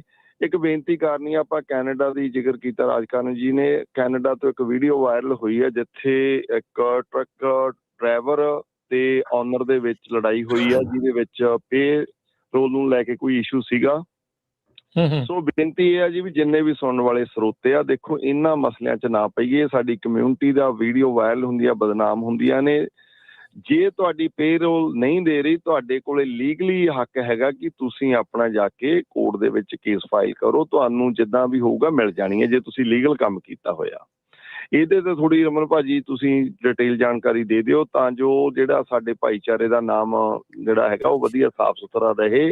ਹਾਂ, ਦੂਸਰੀ ਮੈਂ ਇਹ ਬੇਨਤੀ ਕਰਦੇ ਹਾਂ ਵੀ ਜਿਹੜੇ ਤੁਸੀਂ ਨਾ ਜਿਹੜੇ ਵੀਰ ਗ੍ਰੀਨ ਕਾਰਡ ਨੇ ਜਾਂ ਸਿਟੀਜ਼ਨ ਨੇ, ਐਵੇਂ 5 ਸੈਂਟ 10 ਸੈਂਟ ਲੈ ਕੇ ਵੱਧ ਇੱਧਰ ਉੱਧਰ ਭੱਜਦੇ ਹੋ, ਫਿਰ ਤੁਹਾਨੂੰ ਚਿਕਾਂ ਮਿਲਣੀਆਂ ਨਹੀਂ।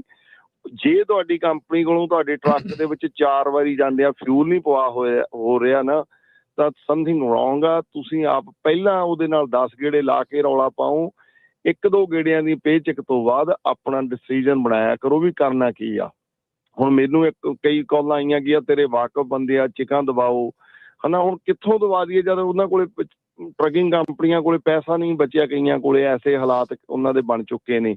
ਸੋ ਉੱਥੇ ਫਿਰ ਅਸੀਂ ਨਹੀਂ ਕੁਛ ਕਰ ਸਕਦੇ, ਅਸੀਂ ਕਿਸੇ ਨੂੰ ਘੂਰ ਨਹੀਂ ਸਕਦੇ। ਬੇਨਤੀ ਕਰ ਸਕਦੇ ਹਾਂ, ਜਦੋਂ ਅਗਲਾ ਝੱਗਾ ਚੱਕ ਦਿੰਦਾ ਤੇ ਫਿਰ ਸਾਡੇ ਜਾਂ ਬਸ ਦੀ ਗੱਲ ਨਹੀਂ, ਫਿਰ ਲੀਗਲ ਕਰ ਸਕਦੇ ਹਾਂ। ਉਦੋਂ ਪਹਿਲਾਂ ਜੇ ਕਰ ਸਕਦੇ ਹੋ ਤਾਂ ਤੁਸੀਂ ਆਪਣੇ ਤੌਰ ਤੇ ਦੇਖੋ। ਪਹਿਲਾਂ ਤਾਂ ਛਾਲਾ ਨਾ ਮਾਰੋ। 10-20 ਸੈਂਟ ਜਿਹੜਾ ਵੱਧ ਦੇ ਕੇ ਜਾ ਰਿਹਾ ਉਹਦਾ ਕੰਮ ਖੜਾ ਵਾ, ਉਹ ਤੁਹਾਤੋਂ ਕਰਵਾਉਣਾ ਚਾਹੁੰਦਾ। ਦੂਸਰਾ, ਜੇ ਤੁਹਾਡੀਆਂ ਪੇਚਕਾਂ 1 ਜਾਂ 2 ਜਿੰਨਾ ਵੀ ਸਰਕਲ ਚੱਲਦਾ ਉਦੋਂ ਵੱਧ ਰੁਕ ਰਹੀਆਂ ਨੇ ਤਾਂ ਤੁਹਾਨੂੰ ਰੈੱਡ ਫਲੈਗ ਆ, ਤੁਸੀਂ ਉਹਨੂੰ ਚੈੱਕ ਕਰ ਲਓ। ਬਿਲਕੁਲ ਸਹੀ। ਰਮਨ ਭਾਜੀ ਮਾੜੀ ਜੀ ਡਿਟੇਲ ਦੇ ਦਿਓ ਜੀ। ਧੰਨਵਾਦ ਜਗਰੂਪ ਭਾਜੀ, ਮਿਹਰਬਾਨੀ। Thank you. ਬਿਲਕੁਲ ਜੀ, ਇਹ ਜਿਹੜੀ ਘਟਨਾ ਵਾਪਰੀ ਹੈਗੀ ਆ, ਇਹ ਅਗੇਨ ਕਿ ਬੰਦਾ ਜਿਹੜਾ ਉਸ ਆਫਿਸ 'ਚ ਗਿਆ ਹੈਗਾ ਉਹਦੇ ਬਾਰੇ ਦੇ ਵਿੱਚ ਪਤਾ ਲੱਗਾ ਹੈਗਾ ਕਿ ਉਹਦੀਆਂ ਕਾਫੀ ਵੀਡੀਓਜ਼ ਪਹਿਲਾਂ ਵੀ ਵਾਇਰਲ ਹੋਈਆਂ ਹੈਗੀਆਂ ਜਿੱਥੇ ਕਿ ਉਹ ਪੁਲਿਸ ਵਾਲਿਆਂ ਨਾਲ ਝਗੜਦਾ ਹੈਗਾ, ਜੋ ਟਿਕਟ ਦਿੰਦੇ ਹੈਗੇ, ਗਾਲਾਂ ਕੱਢਦਾ ਹੈਗਾ, ਕਾਫੀ ਕੁਛ ਕਰਦਾ ਹੈਗਾ। ਸੋ ਇਹ ਜਿਹੜੀਆਂ ਚੀਜ਼ਾਂ ਹੈਗੀਆਂ ਉਹ ਪਹਿਲਾਂ ਹੋ ਰਹੀਆਂ ਸੀਗੀਆਂ। ਅਤੇ ਦੂਸਰੀ ਗੱਲ ਹੈ ਕਿ ਜਦੋਂ ਕਿਸੇ ਦਾ ਮਸਲਾ ਇੱਦਾਂ ਦਾ ਹੈਗਾ, ਸਿਆਣਪ ਇਸੇ ਚੀਜ਼ 'ਚ ਵੀ ਕਿਸੇ ਦੇ ਘਰ ਜਾ ਕੇ, ਕਿਸੇ ਦੇ ਆਫਿਸ ਜਾ ਕੇ ਕਿਸੇ ਨੂੰ ਗਲ ਪੈਣ ਦੀ ਬਜਾਏ ਤੁਸੀਂ ਕਾਨੂੰਨੀ ਜਿਹੜੀ ਕਾਰਵਾਈ ਆ ਉਹ ਕਰੋ, ਕਾਨੂੰਨੀ ਕਾਰਵਾਈ ਦੇ ਤਹਿਤ ਲਓ। ਤੁਸੀਂ ਮਤਲਬ ਕਿ ਮੈਂ ਇਸ ਚੀਜ਼ ਦੇ ਵਿੱਚ ਇਹ ਕਹੂੰਗਾ ਵੀ ਕੜਮ ਚੌਧਰੀ ਬਣਨ ਦੀ ਲੋੜ ਨਹੀਂ ਹੈਗੀ। ਬਈ ਤੁਸੀਂ ਜਿਹੜਾ ਕੰਮ ਤੁਸੀਂ ਇਹ ਕੋਈ ਇੰਡੀਆ ਤਾਂ ਹੈ ਨਹੀਂ ਗਾ ਵੀ ਜਿੱਥੇ ਤੁਸੀਂ ਡਾਂਗ ਲੈ ਕੇ ਚਲੇ ਜਾਓਗੇ, ਔਰ ਖਾਸ ਕਰਕੇ ਕੈਨੇਡਾ ਦੇ ਵਿੱਚ ਅੱਜ ਕੱਲ੍ਹ ਬਹੁਤ ਹੀ ਚੱਲਿਆ ਹੋਇਆ ਕਿ ਤੁਸੀਂ ਲੋਕਾਂ ਦੇ ਘਰਾਂ ਦੇ ਅੱਗੇ ਜਾ ਕੇ ਮਤਲਬ ਕਿ ਪ੍ਰੋਟੈਸਟ ਕਰਦੇ ਹੈਗੇ ਆ, ਦਫ਼ਤਰਾਂ ਦੇ ਅੱਗੇ ਪ੍ਰੋਟੈਸਟ ਕਰਦੇ ਹੈਗੇ ਆ। ਤੁਹਾਡੇ ਕੋਲ ਲੀਗਲ ਸਿਸਟਮ ਹੈਗਾ, ਤੁਸੀਂ ਉਹਦੇ ਵਿੱਚ ਕਿਉਂ ਨਹੀਂ ਕੰਪਲੇਂਟ ਕਰਦੇ? ਆਪਣਾ ਲੇਬਰ ਡਿਪਾਰਟਮੈਂਟ ਜਾਓ, ਲੇਬਰ ਡਿਪਾਰਟਮੈਂਟ 'ਚ ਆਪਣੀ ਫਾਈਲ ਕਰੋ। ਫਿਰ ਇੱਥੇ ਉਹੀ ਗੱਲ ਆ ਜਾਂਦੀ ਆ ਕਿ ਲੀਗਲ ਕੰਮ ਕਿਹਨੇ ਕੀਤਾ, ਇਲੀਗਲ ਕੰਮ ਕਿਹਨੇ ਕੀਤਾ, 1099 ਕਿਹਨੇ ਲਿਆ, W2 ਕਿਹਨੇ ਲਿਆ। ਸੋ ਉਹ ਸਾਰੀਆਂ ਚੀਜ਼ਾਂ ਹੈਗੀਆਂ, ਅਸੀਂ ਦੋਨੋਂ ਪਾਸੇ ਅਸੀਂ ਗਲਤ ਵੀ ਹਾਂ, ਸਹੀ ਵੀ ਹਾਂ। ਸੋ ਇਹਦੇ ਵਿੱਚ ਸਾਨੂੰ ਇਹ ਦੇਖਣਾ ਪੈਣਾ ਵੀ ਤੁਸੀਂ ਕਿੱਥੇ ਖੜੇ ਹੈਗੇ ਆ। ਜੇ ਤੁਸੀਂ ਸਹੀ ਕੰਮ ਕਰ ਰਹੇ ਹੈਗੇ ਆ, ਸਹੀ ਆ। ਜਿੱਦਾਂ ਕਿ ਜਗਰੂ ਭਾਜੀ ਨੇ ਕਿਹਾ ਕਿ ਜੇ ਤੁਸੀਂ ਸਹੀ ਕੰਮ ਕਰਦੇ ਹੈਗੇ ਆ ਤੇ ਸਹੀ ਕੰਮ ਦਾ ਤੁਸੀਂ ਕੰਮ ਉਹਦਾ ਹੈਗਾ, ਕੰਪਲੇਨ ਹੋ ਜਾਂਦੀ ਆ, ਫਿਰ ਉਹ ਸੌਖਾ ਜਿਹੜਾ ਤੁਸੀਂ ਉਹਨੂੰ ਜਾ ਸਕਦੇ ਹੈਗੇ ਆ, ਤੁਸੀਂ ਕੋਰਟ 'ਚ ਜਾ ਸਕਦੇ ਹੈਗੇ ਆ। ਤੇ ਬਾਕੀ ਇੱਕ ਹੋਰ ਚੀਜ਼ ਓਦਾਂ ਹੈਗੀ ਆ ਰਮਨ ਜੀ, ਇਸ ਤੇ ਇਹ ਕਹਿਣਾ ਚਾਹੁੰਦੇ ਵੀ ਕੈਨੇਡਾ ਦੇ ਕਾਨੂੰਨਾਂ ਨੂੰ ਲੈ ਕੇ ਤਾਂ ਉੱਥੇ ਢਿੱਲੇ ਹੀ ਆ। ਉਸ ਹੋ ਸਕਦਾ ਵੀ ਬੰਦੇ ਕਹਿੰਦੇ ਵੀ ਅੱਕੇ ਆ ਵੀ ਕਰਦੇ ਕਰਾਉਂਦੇ ਤਾਂ ਕੱਖ ਨਹੀਂ ਆ, ਫਿਰ ਆਪ ਹੀ ਨਹੀਂ ਰਾਜਪਾਲ ਫਿਰ ਵੀ ਕਿਸੇ ਦੇ ਆਫਿਸ ਜਾ ਕੇ ਕੁਝ ਨਹੀਂ ਕਰਨਾ। ਮੈਂ ਅੰਡਰਸਟੈਂਡ ਕਰਦਾ, ਪਰ ਮੈਂ ਉਹ ਕਹਿ ਰਿਹਾ ਵੀ ਹੋ ਸਕਦਾ ਵੀ ਇਹ ਸੋਚ ਦੇ ਨਾਲ ਜਿਹੜਾ ਉਹ ਉਧਰ ਨੂੰ ਜਿਹੜੇ ਚੱਲ ਜਾਂਦੇ ਹੁੰਦੇ, ਆਪਣੇ ਨਹੀਂ ਇਦਾਂ ਦੀਆਂ ਹੁੰਦੀਆਂ। ਸੋ ਇਹ ਚੀਜ਼ ਦਾ ਫਰਕ ਹੁੰਦਾ। ਇਹ ਆਪਣੇ ਅਮਰੀਕਾ 'ਚ ਨਹੀਂ ਇਦਾਂ ਦੀਆਂ ਜਿਹੜੀਆਂ ਘਟਨਾਵਾਂ ਬਹੁਤ ਘੱਟ ਨੇ, ਤੇ ਸ਼ੁਕਰ ਦੀ ਗੱਲ ਪਰ ਇੱਥੇ ਵੀ ਕਾਫੀ ਚੱਲ ਰਹੀਆਂ ਹੈਗੀਆਂ ਰਾਜਕਰਨ, ਇੱਥੇ ਵੀ ਬਹੁਤ ਕੁਝ ਹੋ ਰਿਹਾ ਹੈਗਾ। ਨਹੀਂ, ਪਰ ਇਹ ਆ ਵੀ ਹਾਂ ਵੀ ਜਿਹੜਾ ਉਹ ਸਾਰੀਆਂ ਚੀਜ਼ਾਂ ਦੇ ਵਿੱਚ ਜਿਹੜਾ ਇੱਕ ਮੇਨ ਵਰਡ ਆ ਨਾ ਲੀਗਲ ਵਾਲਾ, ਵੀ ਕਿੱਦਾਂ ਜਿਹੜਾ ਉਹ ਚੱਲੇ ਆ ਤੇ ਕਿਵੇਂ ਹੋਇਆ ਆ। ਤਾੜੀ ਦੋ ਹੱਥਾਂ ਨਾਲ ਵੱਜੀ ਆ ਕਿ ਇੱਕ ਹੱਥ ਨਾਲ ਵੱਜੀ ਤਾਂ ਨਹੀਂ ਹੋਇਆ ਕਦੀ ਵੀ ਇੱਕ ਹੱਥ ਨਾਲ। ਤੇ ਪਰ ਇਹ ਆ ਵੀ ਉਹ ਧਿਆਨ ਜਿਹੜਾ ਉਹ ਰੱਖਣਾ ਜਿਹੜਾ ਉਹ ਚਾਹੀਦਾ। ਤੇ ਆਪਣੇ ਨਾਲ ਇੱਥੇ ਆਪਾਂ ਇੱਕ ਖਬਰ ਹੋਰ ਸਾਂਝੀ ਕਰ ਦਈਏ। ਟੈਕਸਸ ਦੇ ਜਿਹੜੇ ਅਟਾਰਨੀ ਜਨਰਲ ਹੈਗੇ ਆ, ਉਹਨਾਂ ਨੇ ਟੈਕਸਸ ਦੇ ਜਿਹੜੇ ਟਰੱਕ ਸਕੂਲ ਹੈਗੇ ਆ, ਉਹ ਕਾਫੀ ਜਿਹੜੇ ਟਰੱਕ ਸਕੂਲ ਆ ਉਹਨਾਂ ਦੇ ਖਿਲਾਫ ਜਿਹੜੀ ਇਨਵੈਸਟੀਗੇਸ਼ਨ ਸਿਵਲ ਤੇ ਇਨਵੈਸਟੀਗੇਸ਼ਨ ਜਿਹੜੀ ਆ ਉਹ ਖੋਲਤੀ ਹੈਗੀ ਆ। ਸੋ ਟੈਕਸਸ ਦੇ ਸਕੂਲ ਹੈਗੇ ਆ, EP Texas trucking school, trucker certified LLC, fast track CDL LLC, cdlcall.com ਤੇ ਲਿਨਵੁੱਡ ਐਜੂਕੇਸ਼ਨ ਸਿਸਟਮ ਜਿਹੜੇ ਹੈਗੇ ਆ। ਇਹ ਕੁਛ ਇੱਕ ਸਕੂਲ ਹੈਗੇ ਆ ਜਿਹੜੇ ਕਿ Odessa, El Paso, Pampa, Amarillo, Plainview, Borger, Garland, San Antonio ਤੇ ਅਰਲਿੰਗਟਨ ਦੇ ਵਿੱਚ ਸਕੂਲ ਹੈਗੇ ਆ। ਇਹਨਾਂ ਦੇ ਖਿਲਾਫ ਜਿਹੜੀ ਆ ਇਹ ਇਨਵੈਸਟੀਗੇਸ਼ਨ ਖੁੱਲ ਚੁੱਕੀ ਆ। ਇਹਨਾਂ ਦੇ ਸਕੂਲਾਂ ਦੇ ਵਿੱਚ ਜਿਹੜਾ ਆ ਇਹੋ ਹੀ ਕੀਤਾ ਜਾਂਦਾ ਸੀਗਾ ਕਿ ਕੁਇਕ ਜਿਹੜਾ ਤੁਹਾਨੂੰ ਲਾਇਸੈਂਸ ਹੈਗਾ ਉਹ ਦਵਾਇਆ ਜਾਊਗਾ। ਤੇ ਸਪੈਨਿਸ਼ ਦੇ ਵਿੱਚ ਐਡਵਰਟਾਈਜ਼ਮੈਂਟ ਕੀਤੀ ਜਾਂਦੀ ਸੀਗੀ ਤੇ ਕਿਹਾ ਜਾਂਦਾ ਸੀਗਾ ਕਿ ਇੰਗਲਿਸ਼ ਦੀ ਲੋੜ ਨਹੀਂ ਹੈਗੀ, ਇੰਗਲਿਸ਼ ਆਉਣਾ ਜ਼ਰੂਰੀ ਨਹੀਂ ਹੈਗਾ। ਸੋ ਇਹ ਚੀਜ਼ਾਂ ਜਿਹੜੀਆਂ ਹੈਗੀਆਂ ਆਪਣੇ ਵੀ ਜਿਹੜੇ ਸਕੂਲ ਹੈਗੇ ਆ ਉਹਨਾਂ ਦੇ ਲਈ ਕਾਫੀ ਇਹ ਰੈੱਡ ਅਲਰਟ ਹੈਗਾ ਇਸ ਵੇਲੇ ਕਿ ਆਉਣ ਵਾਲੇ ਸਮੇਂ ਦੇ ਵਿੱਚ ਇਹੋ ਜਿਹੀਆਂ ਇਨਵੈਸਟੀਗੇਸ਼ਨ ਜਿਹੜੀਆਂ ਇਹ ਸਕੂਲਾਂ ਦੇ ਵਿੱਚ ਖੁੱਲ੍ਹਣ ਜਾ ਰਹੀਆਂ ਹੈਗੀਆਂ, ਹੋਣ ਜਾ ਰਹੀਆਂ ਹੈਗੀਆਂ। ਸੋ ਜੇ ਤੁਸੀਂ ਇੱਦਾਂ ਦਾ ਕੋਈ ਚੀਜ਼ ਵੀ ਕਰਦੇ ਹੈਗੇ ਤਾਂ ਪਲੀਜ਼ ਧਿਆਨ ਦਿਓ, ਕਿਉਂਕਿ ਇਹ ਕੰਮ ਜਿਹੜੇ ਹੈਗੇ ਆ ਇਹ ਜਲਦੀ ਹੀ ਜਿਹੜੇ ਆ ਉਹ ਜਲਦੀ ਨਹੀਂ, ਹੁਣ ਤਾਂ ਕਾਫੀ ਦੇਰ ਦੇ ਰਡਾਰ ਦੇ ਆ ਚੁੱਕੇ ਆ। ਸੋ ਬੰਦ ਪਹਿਲਾਂ ਹੀ ਕਿੰਨੇ 100 ਸੈਂਕੜੇ ਜਿਹੜੇ ਉਹ ਬੰਦ ਹੋ ਚੁੱਕੇ ਆ, ਜਿਹੜੇ ਬੰਦ ਹੋਏ ਉਹਨਾਂ ਦੇ ਪਿੱਛੇ ਵੀ ਜਾ ਰਿਹਾ। ਸੋ ਅਟਾਰਨੀ ਜਨਰਲ ਇਹ ਕਹਿ ਰਿਹਾ ਵੀ 7 ਵੀਕ ਮਿਨੀਮਮ ਹੋਣੀ ਚਾਹੀਦੀ ਟ੍ਰੇਨਿੰਗ, ਤੇ ਕਹਿੰਦੇ ਵੀ 20 ਦਿਨਾਂ ਤੋਂ ਘੱਟ ਹੋਈ ਜਾਂਦੀ ਸੀ। ਤੇ ਰਮਨ ਜੀ ਜਿਹੜੇ ਕਈ ਯੂਟਾ ਜਾ ਕੇ ਰਾਤੀ ਜਾ ਕੇ ਸਵੇਰੇ ਲਿਆਉਂਦੇ ਸੀ, ਉਹਨਾਂ ਦੀ ਕੀ ਪੋਜੀਸ਼ਨ ਹੋਊ? ਤੁਸੀਂ ਆਪ ਹੀ ਸਿਆਣੇ ਆ, ਹੁਣ ਦੇਖ ਲਓ ਕੀ ਪੋਜੀਸ਼ਨ ਹੋ ਸਕਦੀ ਹੈ। ਇਹ ਤਾਂ ਜਿਹੜੇ ਭਾਜੀ ਇਹ ਤਾਂ ਜਿੰਨੇ ਸਕੂਲ ਟੈਕਸਸ ਦੇ ਵਿੱਚ ਜਿੰਨੇ ਦੀ ਇਹਨਾਂ ਨੇ ਕੀਤੀ ਆ, ਇਹ ਤਾਂ ਫਿਰ ਵੀ 3 ਵੀਕ ਦਾ ਟਾਈਮ ਦਿੰਦੇ ਸੀਗੇ ਲੋਕਾਂ ਨੂੰ, 20 ਦਿਨ ਦਾ ਟਾਈਮ ਦਿੰਦੇ ਸੀ। ਸਾਡੇ ਤਾਂ ਓਵਰਰਾਈਡ ਦਾ ਹੀ ਕੰਮ ਹੈ। ਮਤਲਬ ਤੁਸੀਂ ਆਪ ਹਿਸਾਬ ਲਾ ਲਓ ਵੀ ਕਿੰਨੀ ਕੁ ਇਨਵੈਸਟੀਗੇਸ਼ਨ ਕਿੱਥੇ ਤੱਕ ਪਹੁੰਚ ਸਕਦੀ ਹੈ। ਜੀ, ਨਿਰਮਲ ਮਾਨ ਜੀ ਆਪਣੇ ਨਾਲ ਇਸ ਟਾਈਮ ਜੁੜ ਚੁੱਕੇ ਆ, ਉਹਨਾਂ ਦੇ ਨਾਲ ਆਪਾਂ ਗੱਲਬਾਤ ਜਿਹੜੀ ਉਹ ਕਰਦੇ ਹਾਂ। ਹਾਂਜੀ ਨਿਰਮਲ ਮਾਨ ਜੀ, ਜੀ ਆਇਆਂ ਨੂੰ ਸਵਾਗਤ ਹੈ। ਸਤਿ ਸ਼੍ਰੀ ਅਕਾਲ ਜੀ। ਸਤਿ ਸ੍ਰੀ ਅਕਾਲ ਰਾਜਕਰਨ, ਸਤਿ ਸ੍ਰੀ ਅਕਾਲ ਹਰਜੋਤ ਭਾਜੀ, ਸਤਿ ਸ੍ਰੀ ਅਕਾਲ। ਕੂਲਰ ਸੈੱਟ ਕਰਦੇ ਤੁਸੀਂ, ਮੈਂ ਵੇਖ ਰਿਹਾ ਸੀਗਾ ਵੀ ਕਰੀ ਜਾ ਰਹੇ ਸੀ ਵੀ ਵਾਰੀ ਆ ਗਈ, ਹੁਣ ਆ ਗਈ ਤੇ ਆ ਹੀ ਗਈ ਆ ਜੀ ਵਾਰੀ ਹੁਣ। ਜਿਹੜੇ ਇੰਪੋਰਟੈਂਟ ਟੌਪਿਕ ਨੇ ਜ਼ਰੂਰ ਜਿਹੜੇ ਕਮਿਊਨਿਟੀ ਦੇ ਨੇ ਜ਼ਰੂਰੀ ਨੇ, ਔਰ ਆਈ ਥਿੰਕ ਇਹ ਵੀ ਜ਼ਰੂਰੀ ਹੈ। ਸੋ ਸਾਨੂੰ ਸਾਰੇ ਟੌਪਿਕਾਂ ਨੂੰ ਡੈਫੀਨਿਟਲੀ ਛੋੜਨਾ ਚਾਹੀਦਾ, ਔਰ ਖਾਸ ਕਰਕੇ ਜੇ ਜਿੱਦਾਂ ਰਮਨ ਭਾਜੀ ਦੀ ਵਾਰੀ ਹਫ਼ਤੇ 'ਚ ਇੱਕ ਵਾਰੀ ਆਉਂਦੀ ਹੈ, ਸਾਰੇ ਉਡੀਕਦੇ ਨੇ, ਤੇ ਆਈ ਥਿੰਕ ਉਹ ਇੰਪੋਰਟੈਂਟ ਹੈ।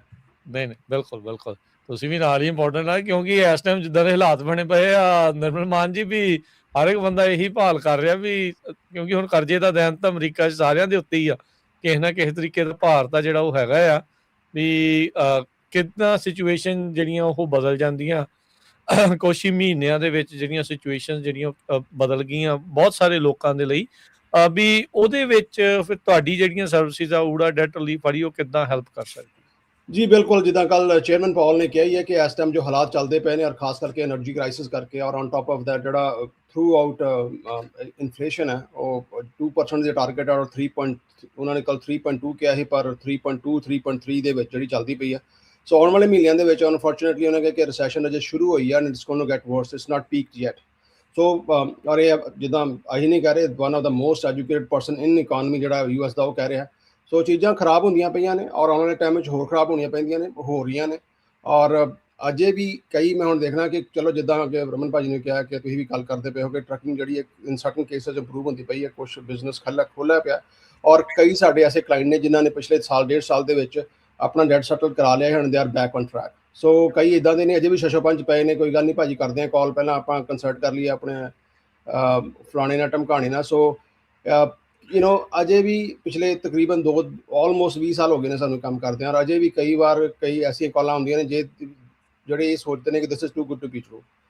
ਸੋ ਮੈਂ ਕਹਾਂਗਾ ਕਿ ਜਿਹੜਾ ਵੀ ਤੁਹਾਡਾ ਆਊਟਸਟੈਂਡਿੰਗ ਡੈਟ ਹੈਗਾ, ਖਾਸ ਕਰਕੇ ਕੋਈ ਵੀ ਤੁਹਾਡਾ ਅਨਸਿਕਿਉਰਡ ਡੈਟ ਹੈਗਾ ਜਿਹਦੇ ਚ ਕ੍ਰੈਡਿਟ ਕਾਰਡ ਆ ਗਏ, ਤੁਹਾਡੇ ਬਿਜ਼ਨਸ ਲੋਨਸ ਆ ਗਏ, ਤੁਹਾਡਾ ਕੋਈ ਵੈਂਡਰ ਪੇਮੈਂਟ ਹੈ, ਕੋਈ ਲੀਜ਼ ਆ, ਕੋਈ ਵੀ ਤੁਹਾਡੀ, ਔਰ ਖਾਸ ਕਰਕੇ ਜਿਹੜਾ ਹੁਣ ਨਵਾਂ ਕੰਮ ਸ਼ੁਰੂ ਹੋ ਗਿਆ ਆਫਟਰ ਇੰਸ਼ੋਰੈਂਸ, ਹੁਣ ਮੈਡੀਕਲ ਬਿੱਲ ਵੀ ਆਉਂਦੇ ਪਏ ਨੇ। ਸੋ ਅੱਧੇ ਤੋਂ ਵੱਧ ਤੁਹਾਡੇ ਪੈਸੇ ਬਚ ਜਾਂਦੇ ਨੇ ਔਰ you do not pay a single penny ਜਦ ਤੱਕ ਤੁਹਾਡਾ ਕਰਜ਼ਾ ਮਾਫ ਨਹੀਂ ਹੋ ਜਾਂਦਾ। ਸੋ ਇਹਦੇ ਬਾਰੇ ਕੋਈ ਵੀ ਜਾਣਕਾਰੀ ਲੈਣੀ ਹੈ, ਚਾਹੇ ਜਿੰਨੇ ਵੀ ਆਪਸ਼ਨ ਨੇ, ਚਾਹੇ ਡੈਟ ਸੈਟਲਮੈਂਟ ਹੈ, ਚਾਹੇ ਡੈਟ ਕੰਸੋਲੀਡੇਸ਼ਨ ਹੈ, ਚਾਹੇ ਬੈਂਕਰਪਸੀ ਹੈ, ਉਹਦੇ ਸਾਰੇ ਪ੍ਰੋ ਐਂਡ ਕੌਨਸ ਤੁਸੀਂ ਕਾਲ ਕਰ ਲਓ and within 5 to 10 minutes and 100% confidentially guarantee ਹੈ। ਜ਼ਿਆਦਾ ਡਿਲੇ ਨਾ ਕਰੋ, ਬਿਕੋਜ਼ ਜੇ ਡਿਲੇ ਹੋਣ ਸਿਚੁਏਸ਼ਨ ਬੈਟਰ ਹੈ। ਉਹ ਇਹ ਨਹੀਂ ਪਤਾ ਕੱਲ ਦਾ ਕਿ ਸਾਲ ਦਾ ਕਿ ਕੀ ਹੋਣਾ ਹੈ, ਕੱਲ ਨੂੰ ਇਹ ਸਿਸਟਮ ਇਹ ਵੀ ਨਾ ਬੰਦ ਹੋ ਜਾਏ, then it's going to be too late. So number ਹੈ ਸਾਡਾ 888 888 9914 888 9914 ਤੇ ਵੈਬਸਾਈਟ ਹੈ ora.org, OORAA.org। ਇੱਕ ਨਿਰਮਲ ਭਾਜੀ ਤੁਹਾਡਾ ਕੁਐਸਚਨ ਪੁੱਛਣਾ ਹੈ, ਬਹੁਤ ਸਾਰੀਆਂ ਜਿਹੜੀਆਂ ਕੰਪਨੀਆਂ ਆ ਉਹ ਆਪਣੇ ਟਰੱਕਾਂ ਵਾਲੇ ਵੀ ਆ ਉਹ ਸ਼ਟ ਡਾਊਨ ਕਰ ਰਹੇ ਆ, ਕਲੋਜ਼ ਕਰ ਰਹੇ ਆ, ਹੋਰ ਵੀ ਜਿਹੜੇ ਰੀਟੇਲ ਬਿਜ਼ਨਸ ਆਪਣੇ ਪੰਜਾਬੀ ਆ, ਕਈ liquor store, gas station business, ਉਹਨਾਂ ਦੀਆਂ ਸੇਲ 40-50% ਘੱਟ ਗਈਆਂ ਆ।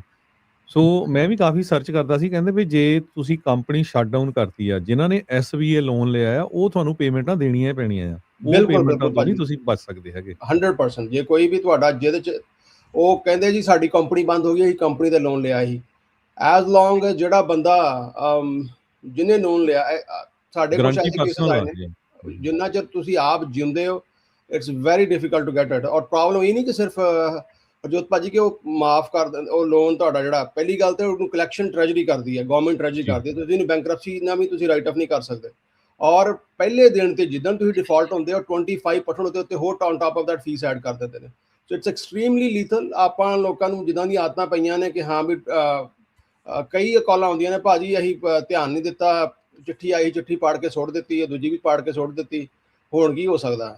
ਫਿਰ ਇੰਨਾ ਲੈਵਲ, ਇੰਨਾ ਕੰਮ ਨਾ ਖਰਾਬ ਹੋਏ ਕਿ ਆਪਾਂ ਬਿਲਕੁਲ ਅੱਖੋਂ ਪਰੋਖਾ ਕਰ ਦਈਏ। ਔਰ ਲਾਸਟ ਮੂਮੈਂਟ ਦੇ ਵਿੱਚ ਕਈ ਵਾਰ ਮੈਨੂੰ ਆਪਣਾ ਰਮਨ ਭਾਜੀ ਨੇ ਕਈ ਕੀਤੇ ਨੇ ਰੈਫਰ ਆਪਣੀ ਕਮਿਊਨਿਟੀ ਦੇ ਵਿੱਚੋਂ ਵੀ, ਔਰ ਕਿੱਡੀਆਂ ਵੱਡੀਆਂ ਕੰਪਨੀਆਂ ਨੇ 20-25 ਮਿਲੀਅਨ ਦਾ ਡੈਟ ਹੈ। ਔਰ ਪ੍ਰੋਬਲਮ ਇਹ ਹੈ, ਕਹਿੰਦੇ ਬੈਂਕਰਪਸੀ ਫਾਈਲ ਕਰ ਦਾਂਗੇ, ਬੈਂਕਰਪਸੀ ਫਾਈਲ ਕਰ ਨਹੀਂ ਸਕਦੇ ਜਿੰਨਾ ਚਿਰ ਤੁਹਾਡਾ ਸਾਰਾ ਕੁਝ ਜੋ ਹੈਗਾ ਲਿਕੁਇਡੇਟ ਨਾ ਕਰੋ, ਆਪਣੇ ਕਾਰ ਗੱਡੀਆਂ ਸਭ ਕੁਝ ਨਾ ਵੇਚੋ। So it's very difficult. ਜੋ ਅੱਜ ਤੋਂ 4-5 ਸਾਲ 10 ਸਾਲ ਪਹਿਲਾਂ ਜਾਂ 20 ਸਾਲ ਪਹਿਲਾਂ ਕੰਮ ਹੈਗਾ ਸੀ, ਉਹਨਾਂ ਸੌਖਾ ਨਹੀਂ ਰਿਹਾ। So only option or probably the best option right now is that settlement. ਇਹਦੇ ਬਾਰੇ ਜ਼ਿਆਦਾ ਜਾਣਕਾਰੀ ਚਾਹੀਦੀ ਹੈ ਤਾਂ ਕਾਲ ਕਰ ਲਓ and we can save you more than 50% ਅਰਥੀ ਹੋ ਕਰਦੇ। ਜੀ ਸੋ ਨੰਬਰ ਇੱਕ ਵਾਰੀ ਫਿਰ ਦੱਸ ਦਿਓ ਨਿਰਮਲ ਜੀ।